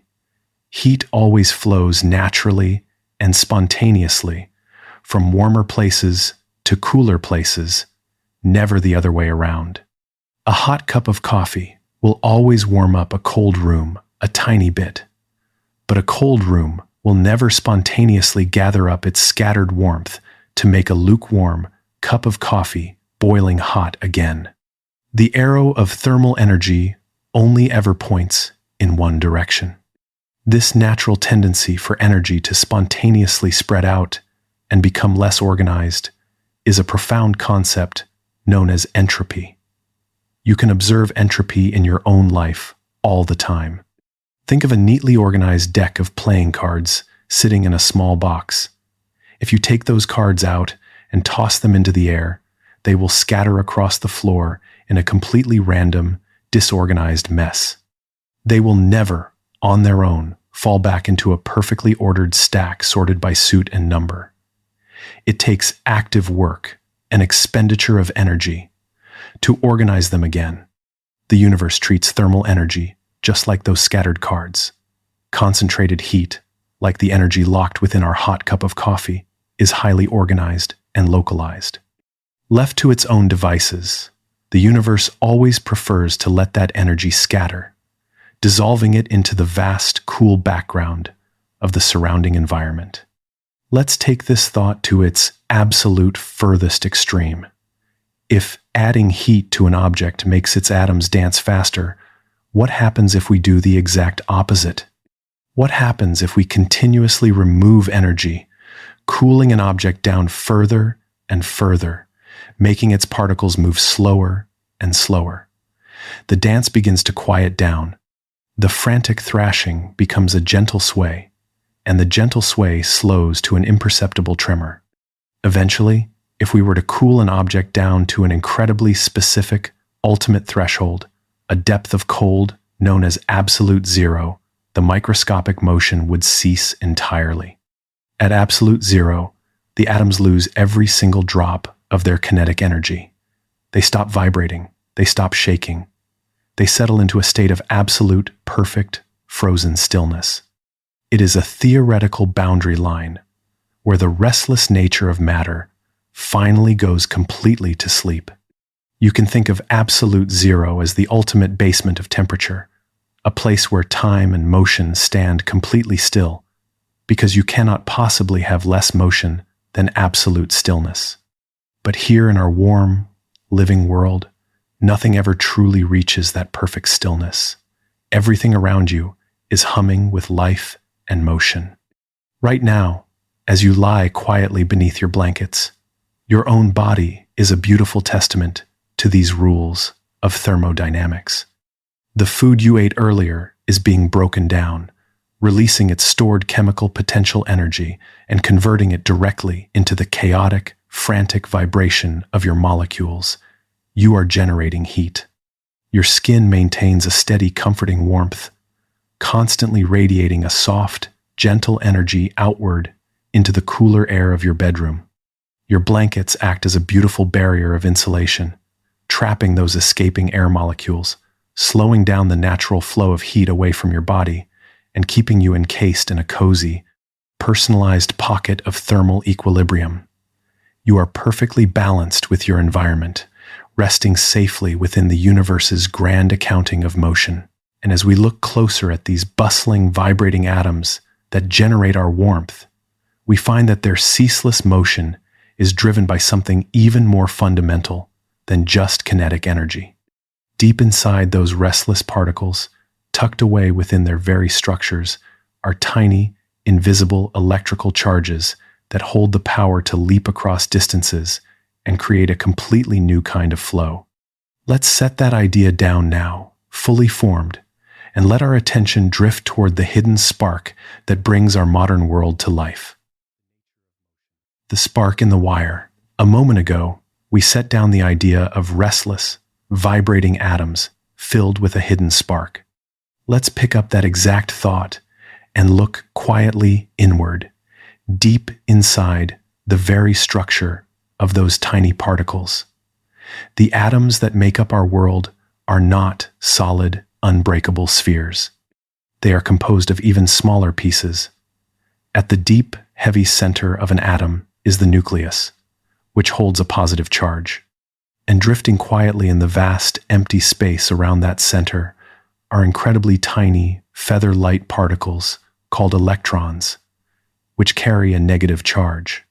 In most of the objects around you, the wooden frame of your bed, the glass in your window, the soft cotton of your blankets. These electrons are held tightly in place by their home atoms. They are loyal, bound securely to their specific locations, keeping the material stable and quiet. But the universe has provided us with a magnificent, powerful exception to this rule. In certain materials, specifically metals like copper, silver, and gold, the outermost electrons are not held tightly at all. They are loosely attached, completely free to wander away from their home atoms and drift through the solid metal. You can picture a piece of copper wire not as a solid rod, but as a vast, crowded landscape where millions of tiny commuters are aimlessly strolling back and forth, moving freely from one block to the next without a specific destination. Because it naturally allows this freedom of movement, we call copper a conductor. It is a grand highway for the smallest pieces of reality. But an aimless crowd does not accomplish anything. If we want this hidden movement to be useful to our lives, we must give it structure, and we must give it a designated path. This is why the power cords in your home are never just bare pieces of copper lying on the floor. They are carefully wrapped in thick, flexible rubber or soft, protective plastic. Rubber is an insulator. Its atoms guard their electrons fiercely, refusing to let them wander, and absolutely refusing to accept any wandering electrons from the bordering copper. The rubber wrapping acts exactly like the high, sturdy banks of a river, creating a safe, impermeable boundary that keeps the flow perfectly contained. It allows you to safely hold a power cord in your hand, while a torrential, energetic river rushes silently just a fraction of an inch beneath your fingertips. To truly understand how this invisible river works, we only need to think about something deeply familiar to you: the plumbing hidden inside the walls of your home. The pipes behind your kitchen sink are completely filled with water, just waiting patiently in the dark. When you reach out and turn the handle of the faucet, the water instantly pours out. It doesn't have to travel all the way from the city reservoir at that exact moment. It was already there, resting in the pipe, simply waiting for the signal to move. A copper wire works in the exact same elegant way. It is completely full of those free, wandering electrons at all times. When you walk into a dark room and flip a light switch on the wall, you are simply opening a valve. You are giving all those waiting electrons a clear, unbroken path to follow, allowing them to shift forward all at once. This actual, physical movement of the electrons, drifting together in one unified direction through the metal, is what we call electrical current. It is the steady flow of the invisible river. But water resting in a pipe will not flow on its own. If a pipe is lying perfectly flat on the ground, the water inside it just sits there, stagnant and entirely still. To make the water rush forward, you need a powerful mechanical pump or a tall water tower to push it, to create a tangible sense of pressure. Electricity is no different. To convince those aimless electrons to stop wandering and start marching purposefully together, they need to feel an electrical pressure pushing them from behind and pulling them from ahead. We measure this electrical pressure using a term you have likely heard countless times in your life: voltage. Voltage is simply the strength of the push. When you purchase a small battery for a television remote or a flashlight, you are essentially buying a tiny, perfectly packaged chemical pump. Inside that small metal cylinder, a slow chemical reaction creates a high pressure of electrons at the flat, negative end and a low pressure at the raised, positive end. The moment you place the battery into the device and complete the path, the electrons rush from the high pressure toward the low pressure, trying to find a peaceful balance. The higher the voltage, the harder the universe is pushing the current through the wire. The massive high-voltage power lines suspended on tall steel towers along the highway are carrying an immense, staggering pressure pushing a vast river of energy across entire continents to reach your home. As this river of electrons flows through the copper wire, its journey is never entirely smooth. The interior of the metal is incredibly crowded, and the flowing electrons constantly bump into the heavy, stationary atoms of the copper itself. Every single one of these microscopic collisions slows them down just a little bit, absorbing a tiny fraction of their forward energy. The wire naturally pushes back against the flow. We call this pushback resistance. If we return to our comforting plumbing analogy one last time, you can think of resistance like the thickness of the pipes. If water is flowing through a wide, open pipe, it meets very little resistance and flows smoothly and quietly. But if you try to force that exact same amount of water through a remarkably thin, narrow drinking straw, the water struggles. It has to aggressively fight its way through the tight space. A thick, heavy copper cable provides very little resistance, allowing the current to glide effortlessly. But a microscopic, hair-thin wire acts exactly like the narrow straw, aggressively fighting the flow of the electrons. These three elegant concepts, the push of the voltage, the flow of the current, and the pushback of the resistance, are tied together in a beautifully simple, unbreakable relationship. To understand the balance of the system, you simply find that the voltage is perfectly equal to the current multiplied by the resistance. It is a quiet, constant negotiation happening every second between the battery, the wire, and the appliance you are trying to power. And this silent negotiation brings us full circle, right back to the feeling of warmth we explored earlier. When the current fights against a very high resistance, all those millions of microscopic collisions create friction inside the wire. And as we know, friction creates heat. This isn't just an accident of physics. It is a profound tool we use every single morning. When you drop a slice of bread into a toaster and push the heavy lever down, you are forcing a powerful electrical current through incredibly narrow, highly resistant metal wires. The electrons struggle so violently to get through the narrow path that the wire physically heats up, glowing a bright, vibrant orange. In that moment, the appliance is turning the invisible flow of electricity directly back into the radiant, restless energy of heat to toast your bread. We have built an entire modern civilization by mastering this simple flow. We guide these silent, invisible rivers through the walls of our homes, under our streets, and across the oceans, using their current to light our rooms, cool our air, and connect us to one another. It is a brilliant, orderly march of particles carrying the currency of energy. But this is not the end of the story, because wherever electricity flows, it never travels alone. It secretly weaves a completely different shape into the space around it. A quiet, invisible companion always follows the spark in the wire, a companion that pulls gently at the fabric of the world. The pull of the poles. A moment ago, we spoke of the spark in the wire, the silent river of electricity flowing through the walls of our homes to bring us light and warmth. But as we noted when we let that idea rest, wherever electricity flows, it never travels alone. It secretly weaves a completely different shape into the space around it.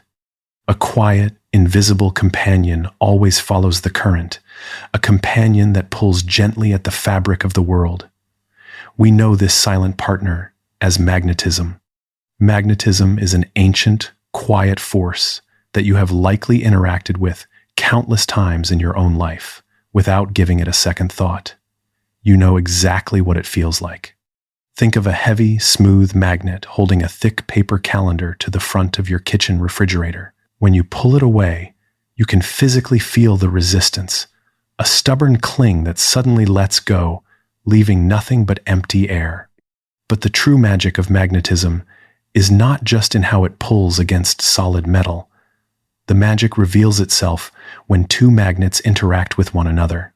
Imagine holding two identical, rectangular bar magnets, one in each hand. They are heavy, cool to the touch, and painted perfectly smooth. If you bring them close together, you will feel one of two very distinct things happen. Every magnet in the universe has two opposite ends, which we gently call its poles, a north pole and a south pole. If you point the north pole of the magnet in your right hand toward the south pole of the magnet in your left, they will suddenly and aggressively snap together. The invisible attraction leaps across the small gap between your hands, pulling them into a tight, secure embrace. Opposites attract, always and without fail. But now, imagine twisting your right hand around, turning the magnet so that you are pointing the North Pole toward the other North Pole. As you slowly bring your hands together, the empty space between them suddenly begins to feel thick. You feel a strange, spongy resistance pushing back against your skin. You cannot see anything between your hands. The air looks completely clear, but as you push harder, the invisible resistance pushes back equally hard, forcing your hands to slide awkwardly away from each other. Like poles, always repel. They refuse to occupy the same space. This invisible, springy area of influence that surrounds the metal is what we call a magnetic field. Because we cannot see it with our eyes, our minds naturally struggle to picture its shape. But we can paint a very clear picture of it using a beautifully simple image. Imagine taking one of those heavy bar magnets and placing it flat on a wooden table. Now, imagine laying a thin, crisp sheet of white paper directly over the top of the magnet, hiding it from view. If you were to take a small jar filled with very fine, dark iron dust, tiny shavings of metal like dark sand, and gently sprinkle it over the white paper, something extraordinary would happen. The random scatter of dark dust would instantly arrange itself into a magnificent, geometric pattern. You would see thick, dark clusters of iron gathered directly over the two ends, the north and south poles. And sweeping out from those poles, the dust would form wide, beautiful, looping arches. These arches stretch out into the empty space on the paper, curving gracefully around the sides of the magnet to connect one end to the other. The pattern looks like the delicate, sweeping wings of a butterfly frozen in time. These looping lines of dust are simply tracing the invisible lines of the magnetic field, showing us the hidden pathways of force that permanently surround the object. And this beautiful, sweeping geometry is not just reserved for small pieces of metal resting on a table. It exists on a scale so massive it protects all life on our planet. The Earth itself is, quite literally, a giant magnet. Deep beneath the crust, thousands of miles below your resting body, the Earth contains a massive outer core of liquid iron. As the planet turns, this vast ocean of molten metal constantly spins and churns. This sweeping motion generates an unimaginably large magnetic field that bursts out from the South Pole, arches high up into the darkness of space, and arcs beautifully back down to re-enter the Earth at the North Pole. For centuries, navigators and sailors used this planetary field to guide their wooden ships across featureless oceans. When you hold a small brass compass in the palm of your hand, you are looking at a tiny, lightweight magnetic needle resting on a nearly frictionless pin.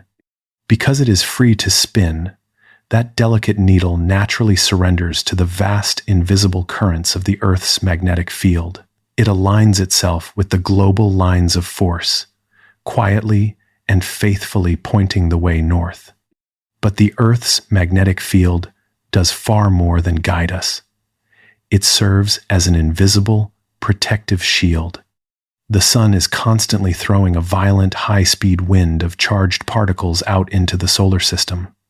If this solar wind were to hit the Earth directly, it would strip away our atmosphere. But long before it reaches the surface, that dangerous wind strikes the sweeping arches of our magnetic field. The field catches the particles and gently deflects them, guiding them safely around the planet and down toward the icy poles. When those particles finally brush against the upper edge of our atmosphere, they create a soft, glowing, vibrant light show in the night sky. The northern lights are simply the visible result of the Earth's invisible magnetic shield keeping us safe in the dark. For much of human history, we looked at the spark of electricity and the quiet pull of magnetism and thought they were two completely separate curiosities of nature. But the universe is elegant, and it prefers deep, unifying connections. About 200 years ago, observant minds began to notice a secret symmetry. They realized that if you lay a compass near a wire and then suddenly let an electrical current flow through that wire, the compass needle forcefully jerks to the side. This simple observation broke the world of physics wide open. It revealed that electricity and magnetism are not separate things at all. They are two different faces of the exact same entity. Whenever electrons flow through a wire, they naturally and effortlessly summon a circular magnetic field that wraps around the outside of the wire. The current creates the magnet. You can use this rule to make a magnet out of almost anything. If you take a long piece of copper wire and wrap it tightly around an ordinary iron nail, creating hundreds of loops, and then connect that wire to a battery, the entire nail suddenly becomes a powerful magnet. The moment you disconnect the battery and stop the flow of electricity, the nail instantly goes completely dead, dropping whatever metal it was holding. And if moving electricity can create a magnetic field, the universe's perfect sense of balance dictates that the reverse must also be true. If you take a heavy, permanent magnet and physically plunge it in and out of a coiled loop of copper wire, the moving magnetic field will actively push and pull the loose electrons inside the copper. The moving magnet creates an electrical current. It acts as an invisible pump. This single sweeping revelation that a moving magnet creates electricity is the entire foundation of our modern world. Almost every power plant on Earth, whether it is turned by the rush of water through a massive dam, the spin of a windmill, or the rising steam from heated coal, is simply a massive machine designed to spin giant magnets inside giant coils of wire. The mechanical spinning pushes the electrons. The electrons flow down the wires, and the invisible river reaches your home, waiting silently behind your light switches.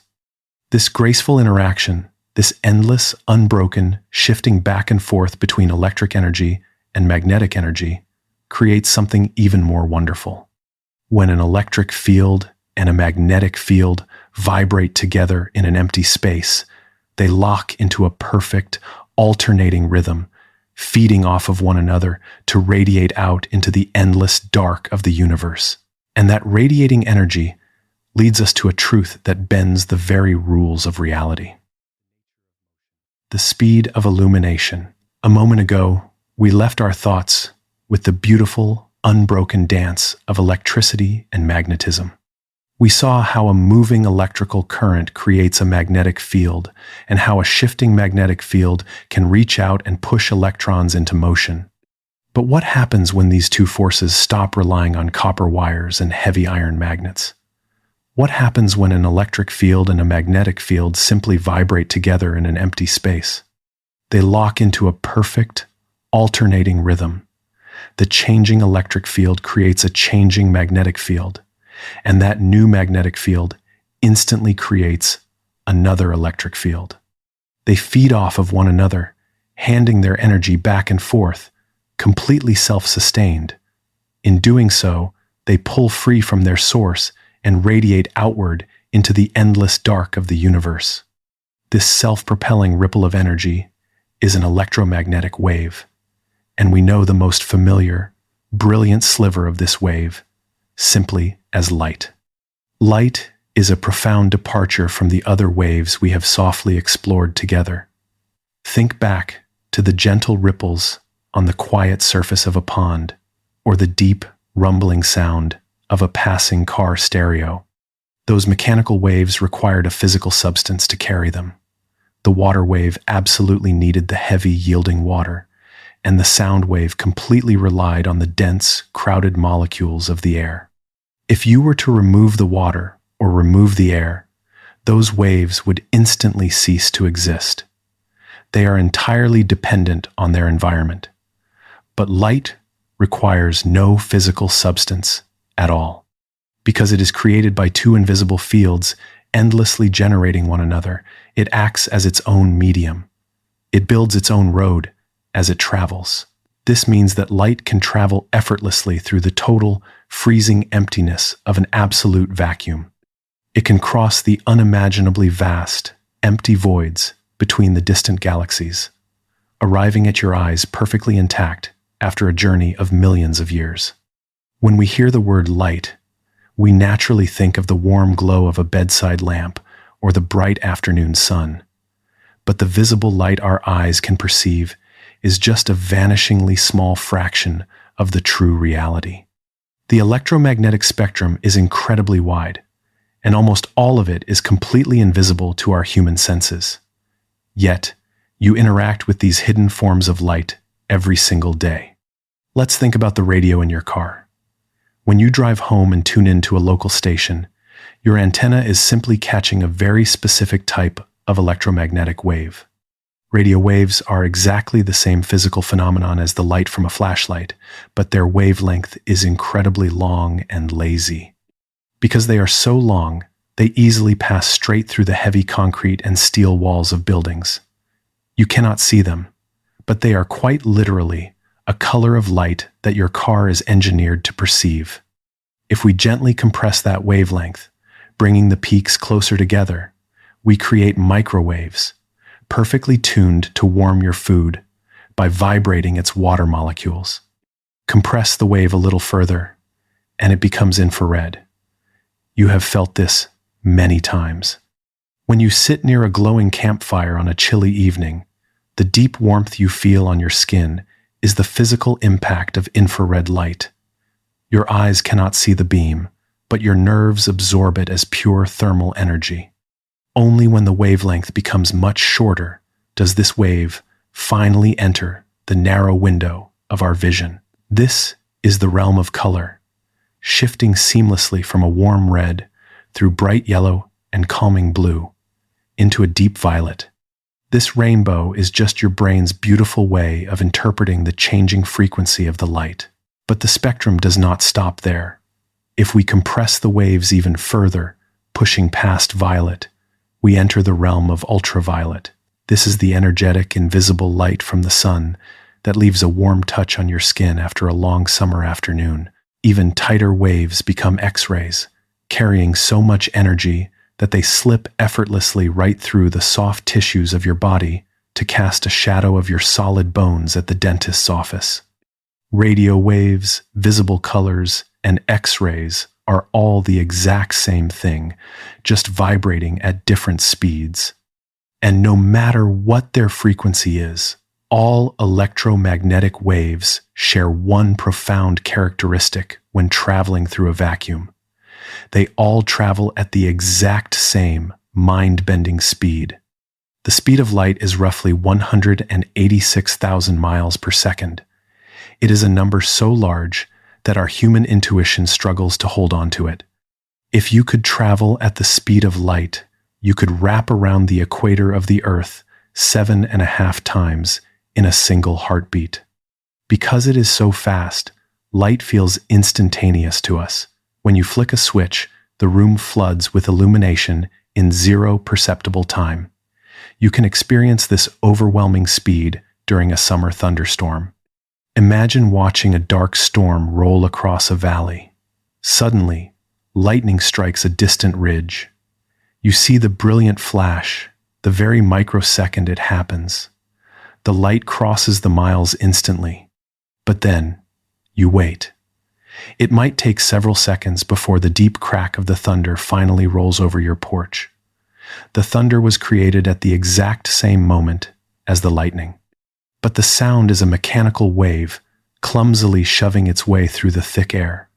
The light, unburdened by any physical medium, simply sprinted past it. But when we look out into the vast architecture of the cosmos, even this ultimate speed finds its limits. The distances in space are so staggeringly huge that light itself takes time to cross them. The sun is 93 million miles away, and it takes light a little over 8 minutes to cross that icy gulf. This means you never see the sun as it is right now. You only see it as it was 8 minutes ago. When you step outside on a clear night and look up at the glittering stars, you are quite literally looking back in time. The light from distant galaxies has been flying through the dark for millions of years. You are seeing the universe not as it is, but as it was. This incredible speed is not just a fast pace. It is the ultimate speed limit of the universe. It is a constant, unchanging boundary that cannot be broken. No physical object, no message, and no form of energy can ever travel faster than the speed of light in a vacuum. And the fact that light always travels at this exact speed, regardless of how fast you might be moving when you measure it, creates a beautiful paradox. If this speed is truly absolute, something else in our reality must yield. The fact that light always travels at this exact speed leads us gently but inevitably to a truth that bends the very rules of reality. The fabric of space and time. We ended just a moment ago by arriving at a quiet, unbreakable boundary. We saw that light, traveling gracefully through the empty dark, always moves at the exact same, astonishing speed. This single, stubborn fact that the speed of light simply refuses to change for any reason creates a beautiful, cascading ripple effect through everything else we thought we knew about the world. If speed is just a measure of distance divided by time, and the speed of light is rigidly fixed in place, then distance and time themselves cannot be rigid. They must be flexible. They must yield. And this gentle yielding brings us into the sweeping, beautiful landscape of Albert Einstein's theory of relativity. We naturally grow up trusting that time is an absolute, unwavering rhythm. We picture it like a grand, heavy grandfather clock ticking away in the background of the universe, perfectly synchronized for everyone, everywhere. We schedule our days around it, assuming an hour spent in our homes is the exact same hour spent anywhere else. But the universe is far more fluid and personal than that. Time is not a shared, universal metronome. It is an individual experience, and it depends entirely on how fast you are moving through the space around you.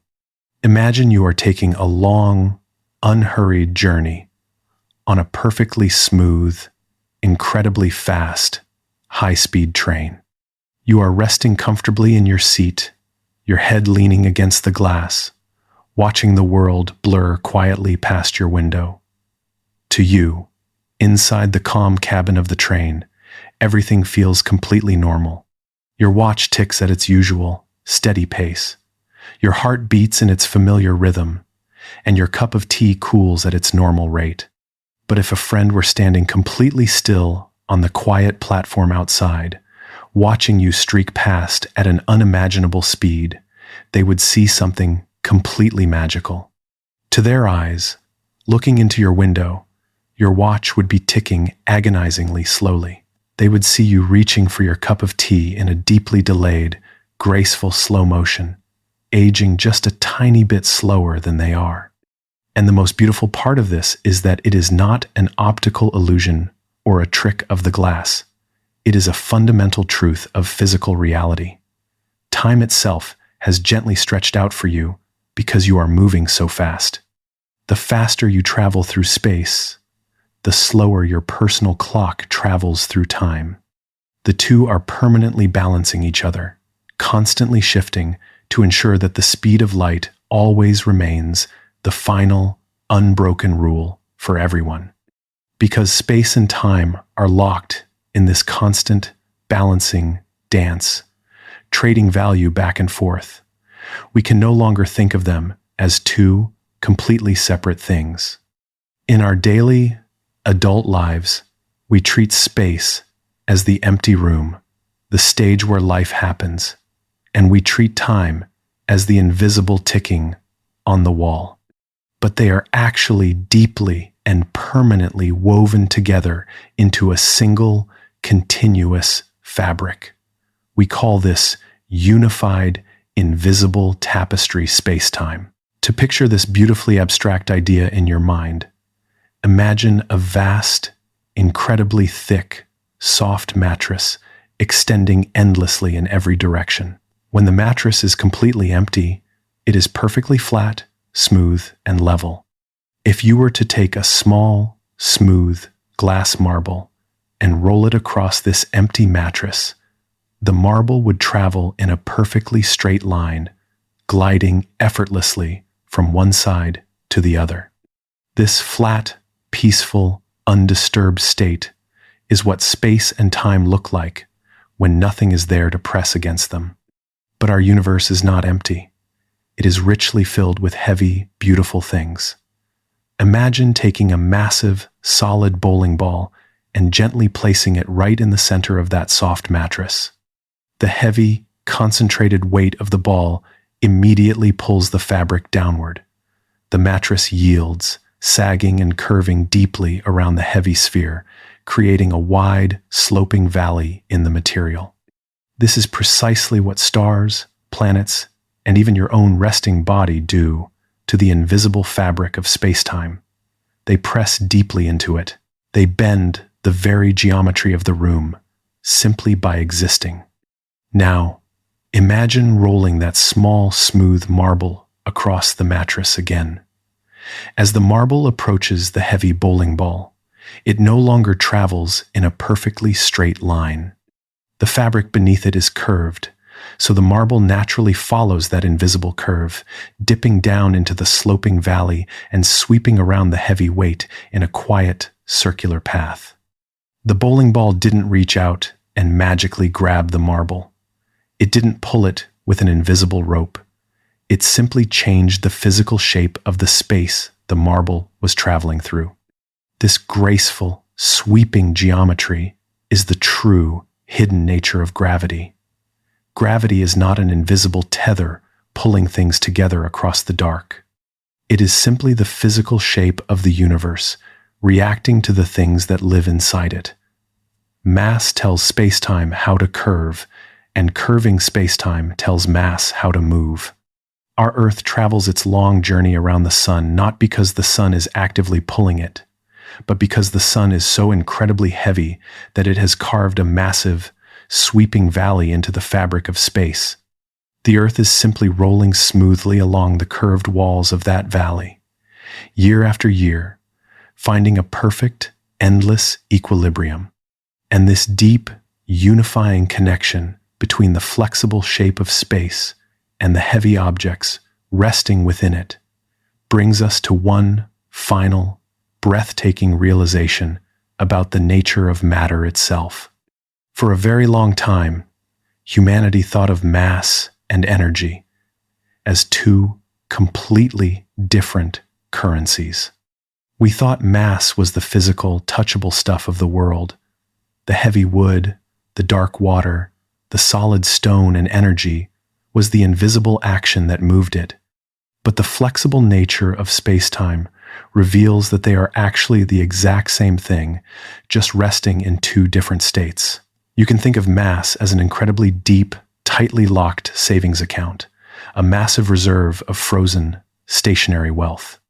Energy, like radiant light and dispersing heat, is the loose, liquid cash that circulates freely and quickly through the world. The universe has a specific, unchangeable exchange rate between these two states. When spoken aloud, this profound relationship simply tells us that the total energy within any object is equal to its mass, multiplied by the speed of light squared. Because the speed of light is such an unimaginably huge number on its own, multiplying it by itself creates a value that stretches almost beyond our human comprehension. This means that even the tiniest speck of matter, a single grain of sand resting on a quiet beach, or a single drop of rain tapping against your window pane, contains a towering, silent ocean of deeply stored energy. The sheer, overwhelming density of this trapped power is what lights the stars in the night sky, fueling their massive, burning cores for billions of years as they slowly and patiently convert their heavy mass into the radiant warmth that bathes our world. It is a profound, cosmic unity. The gentle, relative ticking of your watch, the comforting, heavy weight of your body sinking into the bed, the bright light of the distant stars, and the vast, curving architecture of the night sky are all intimately woven together from the exact same fundamental threads. Let's set that grand, sweeping scale down now, fully formed. Let the massive planets and the stretching galaxies rest comfortably in the deep curves of space-time, and let our attention drift gently toward the other extreme, down into the whispers of the unimaginably small.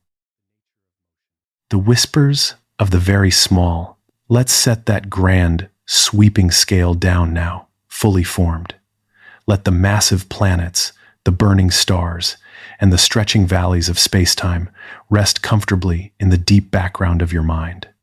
As you lie perfectly still, allow your attention to drift gently toward the opposite extreme, traveling away from the infinite expanse of the cosmos and down into the whispers of the unimaginably small. We are going to step across the threshold of the everyday world we can touch and see, moving past the cells that form our bodies, past the single molecules of water dancing in our cup of coffee, and straight into the mysterious, hidden heart of the atom. This is the realm of quantum mechanics. It is a place where the intuitive, comfortable rules of our daily lives begin to soften, fade, and completely unravel, revealing a reality that is far more magical, fluid, and interconnected than we ever could have guessed. In our normal, adult lives, we survive by relying on absolute certainty. You know with complete confidence that if you leave your car keys on the kitchen counter before going to bed, they will still be resting on that exact same counter when you wake up in the morning. They do not spontaneously drift through the drywall into the living room, and they do not exist in two places at once. Objects have definite boundaries, precise locations, and predictable paths. If you toss a soft leather baseball across a manicured park, its flight is certain. It occupies one specific point in space at every single microsecond of its journey. This predictability is the comfort of classical physics. But as we zoom down into the subatomic landscape, down to the scale of individual electrons drifting in the dark, the universe quietly whispers that at the very foundation of matter, nothing is completely solid, and nothing is entirely certain. To bring this hidden world clearly into your imagination, let's rethink the shape of the atom itself. If you remember any drawings from your childhood, you might picture an atom looking like a tiny, miniature solar system. You might imagine a hard, dense cluster of particles at the center, with tiny, solid electron spheres circling around it in perfect, rigid, track-like orbits, much like the planets circling the sun. It is a neat, tidy image, but the universe prefers a much subtler poetry. An electron does not travel on a fixed track. In fact, when it is left alone in the dark, it doesn't exist as a single, solid pinpoint of matter at all. Instead, imagine a small, dense nucleus resting at the absolute center of your thoughts. Around it, rather than drawing sharp, hard lines for orbits, imagine a soft, breathing, luminous cloud moving in space. This cloud does not represent a solid object smeared out over a distance. It is a cloud of pure probability. It is a faint, blurry shell that tells us where the electron is most likely to be found if we were to reach out and touch it. In some areas close to the center, the cloud is thick and brightly lit, meaning there is a very high chance the electron is resting there. In other areas further out, the cloud thins out into a faint, dark mist, where the chance of finding the electron is incredibly small. The electron is not in one specific place. It is quietly dissolved across the entire cloud at the exact same time. This fluid, misty nature of reality reveals a profound duality that sits at the very core of all matter. Tiny particles, like light and electrons, lead a double life.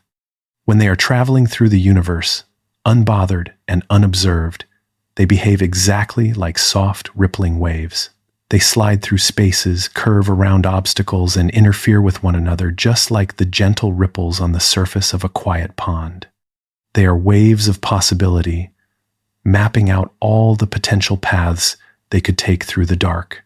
But the moment those waves encounter an obstacle, the moment they collide with a detector or interact with another piece of matter, a sudden transformation occurs. The wide, sweeping wave instantly collapses, gathering all its scattered energy into one single, sharp, localized point. It acts as a solid particle. It is as if the universe travels as a wave of endless potential, but lands as a solid particle of definitive fact. To sense how beautiful and strange this behavior truly is, let's explore an analogy together. Imagine you are sitting in a quiet, deeply shadowed room, holding a smooth, silver coin in your hand. If you lay the coin flat on your palm, it is perfectly definitive. You look down and see that it is resting with the head side facing up toward the ceiling. It is in a single, unchangeable state. But now, imagine placing that silver coin on the edge of a smooth wooden table, catching it with your index finger, and sending it into a rapid, blurring spin. As the coin whirls around and around on the wood, what is its state? If someone were to ask you in that exact moment whether the coin is heads or whether it is tails, the only true answer you could give is that it is a perfect, fluid combination of both. While it is spinning, it exists in a blur of potential, a beautiful mixture of both possibilities occupying the exact same space at the exact same time. In the quiet language of quantum physics, we call this state superposition. The coin is in a superposition of heads and tails. It only resolves into a single, definitive choice when you reach out your palm, smash it down flat against the table, and force the spin to come to a sudden, complete halt. By interacting with the coin, you have forced the blur of potential to choose a single reality. The subatomic world behaves exactly like that spinning silver coin. An electron drifting through the dark is spinning in a state of endless potential, existing in multiple places, multiple speeds, and multiple states all at once. It happily harbors all possibilities. And this leads us to the most profound realization of the quantum world, the true meaning of an observation. When physicists say that a particle changes when it is observed, it is easy for our adult minds to imagine something mystical, as if the tiny particle knows a human being, is looking through a microscope, and changes its behavior out of shyness. But to the universe, observation has nothing to do with a conscious human mind. An observation is simply an interaction. Because an electron is so unimaginably tiny and delicate, to measure it, to see it, or to touch it, we have to bounce something else against it. We have to hit it with a particle of light, or let it collide with a wire. Imagine trying to find the exact location of a fragile glass ornament hanging in a pitch-black room, but the only tool you have to find it is a heavy steel bowling ball. If you throw the bowling ball into the dark room and listen for the shatter, you will certainly find out exactly where the ornament was hanging. But in the very act of finding it, you have completely altered it. You have shattered its original state. This is the deep, fundamental truth of the quantum landscape.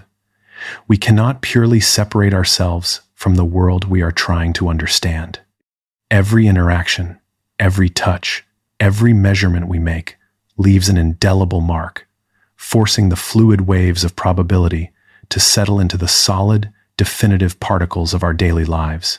It is a beautiful, comforting thought to hold on to as your mind drifts closer to sleep.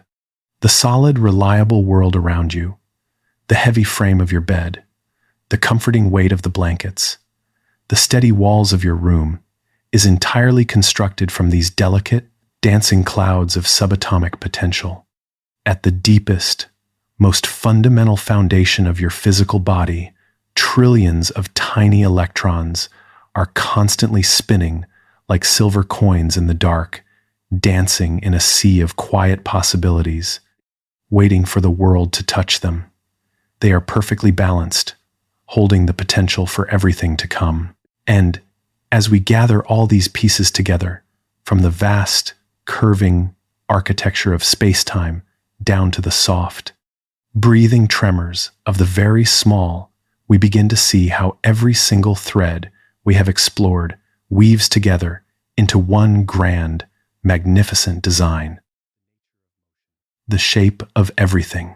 And so, as we gather all these pieces together from the vast, curving architecture of space-time down to the soft, breathing tremors of the very small, we find ourselves looking at the sum of it all. We have zoomed infinitely far out into the icy voids between galaxies, and we have peered impossibly deep into the hazy, uncertain clouds of the atom. Now, let us simply return to the quiet room where you are resting. Let's bring our perspective back to the human scale, to the beautiful, ordinary middle ground, where we actually live our everyday lives. When you look back over the landscape of ideas we have quietly walked through together tonight, you begin to see that physics is not a collection of isolated rules. It is a single, magnificent tapestry. Every individual thread we have explored is woven directly into the others, creating the complete, unbroken shape of everything you know. Think back to where we first began, with the simple act of taking a walk on a crisp morning. We watched how your journey could be measured in the meandering story of distance, or the clean, straight line of displacement. We felt the profound stubbornness of matter, that deep, inherent inertia, keeping a heavy oak dresser resting perfectly still on a bedroom floor. We learned that to overcome that stillness, the universe requires a strict trade in the form of a force. Whenever you push against the world faithfully and equally pushes back against you, allowing you to walk, to swim, and to move forward. We saw how moving objects carry a sweeping, physical weight called momentum, and how the universe acts as a flawless accountant, ensuring that whether it is two billiard balls clicking on a felt table or a person stepping out of a wooden rowboat, the total motion is perfectly traded and never, ever lost.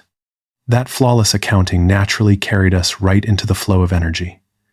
We imagined lifting the heavy brass weights of a hallway grandfather clock, actively storing our effort as quiet, patient, potential energy, only to watch it beautifully transform into kinetic motion as the pendulum swung through the air.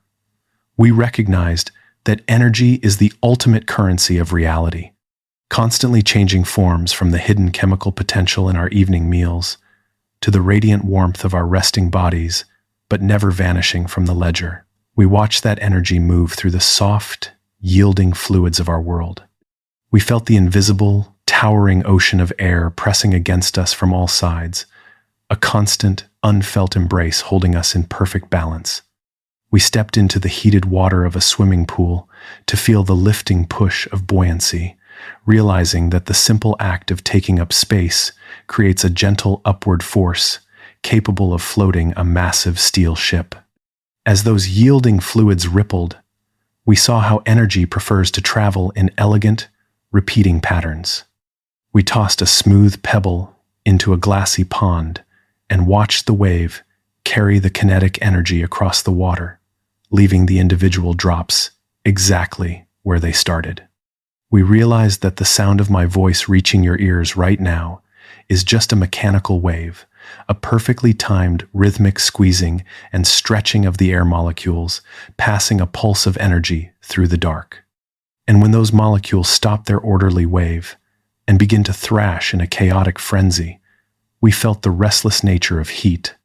We watched a hot cup of coffee slowly trade its frantic molecular motion with the cool air of the kitchen, blindly following the universe's irreversible arrow of entropy, spreading its warmth outward until everything finally settled into a quiet, permanent equilibrium. Deep inside those dancing atoms, we found the hidden spark. We watched the tiny, wandering electrons in a copper wire line up and march together, driven by the pressure of voltage to form the invisible river of electricity that powers our homes and lights our nights. And we discovered that this river never travels alone. It continuously creates a sweeping magnetic field, tracing beautiful, butterfly wing arches through the empty space around it. When electricity and magnetism break free from their heavy wires and magnets, when they begin to dance together, constantly creating one another in a total vacuum, they become light. We rode that electromagnetic wave, marveling at its absolute, unbreakable speed, realizing that the invisible radio waves filling your room, the deep warmth of a campfire, and the bright, vibrant colors of a summer afternoon are all the exact same phenomenon, simply vibrating at different, beautiful rhythms. Because that speed of light stubbornly refuses to bend, we saw how everything else in reality must yield. We imagined heavy planets resting on the soft, thick mattress of space-time, curving the very fabric of the universe to create the sweeping, circular paths of gravity.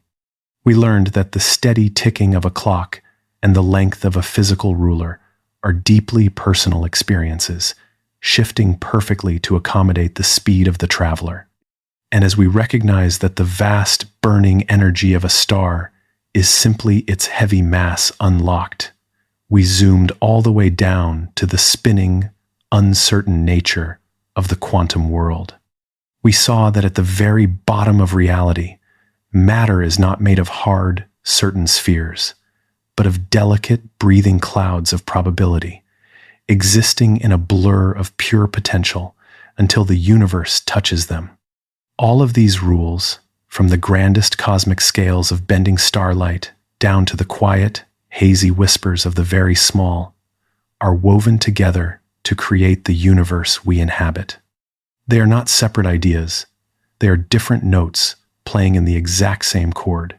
The gravity holding you safely to your bed is a part of the curving space-time dictating the speed of the distant light currently entering your window. The atoms breathing in your lungs are held together by the exact same electrical forces firing the neurons in your brain, translating these very words into thoughts. You are not just observing the physical world from the outside. You are a seamless, beautiful expression of it. You are built from the ancient starlight, governed by the invisible pushes and pulls, and carried along by the endless, perfect flow of energy. And so we come to the end of our time with general physics. Not an ending, really, but a place to rest. You've let these ideas settle beside you as you slept, and they'll be here whenever you return. No tests, no grades, just a quiet sense that you understand a little more than you did before. Until then, sleep well and carry nothing but that.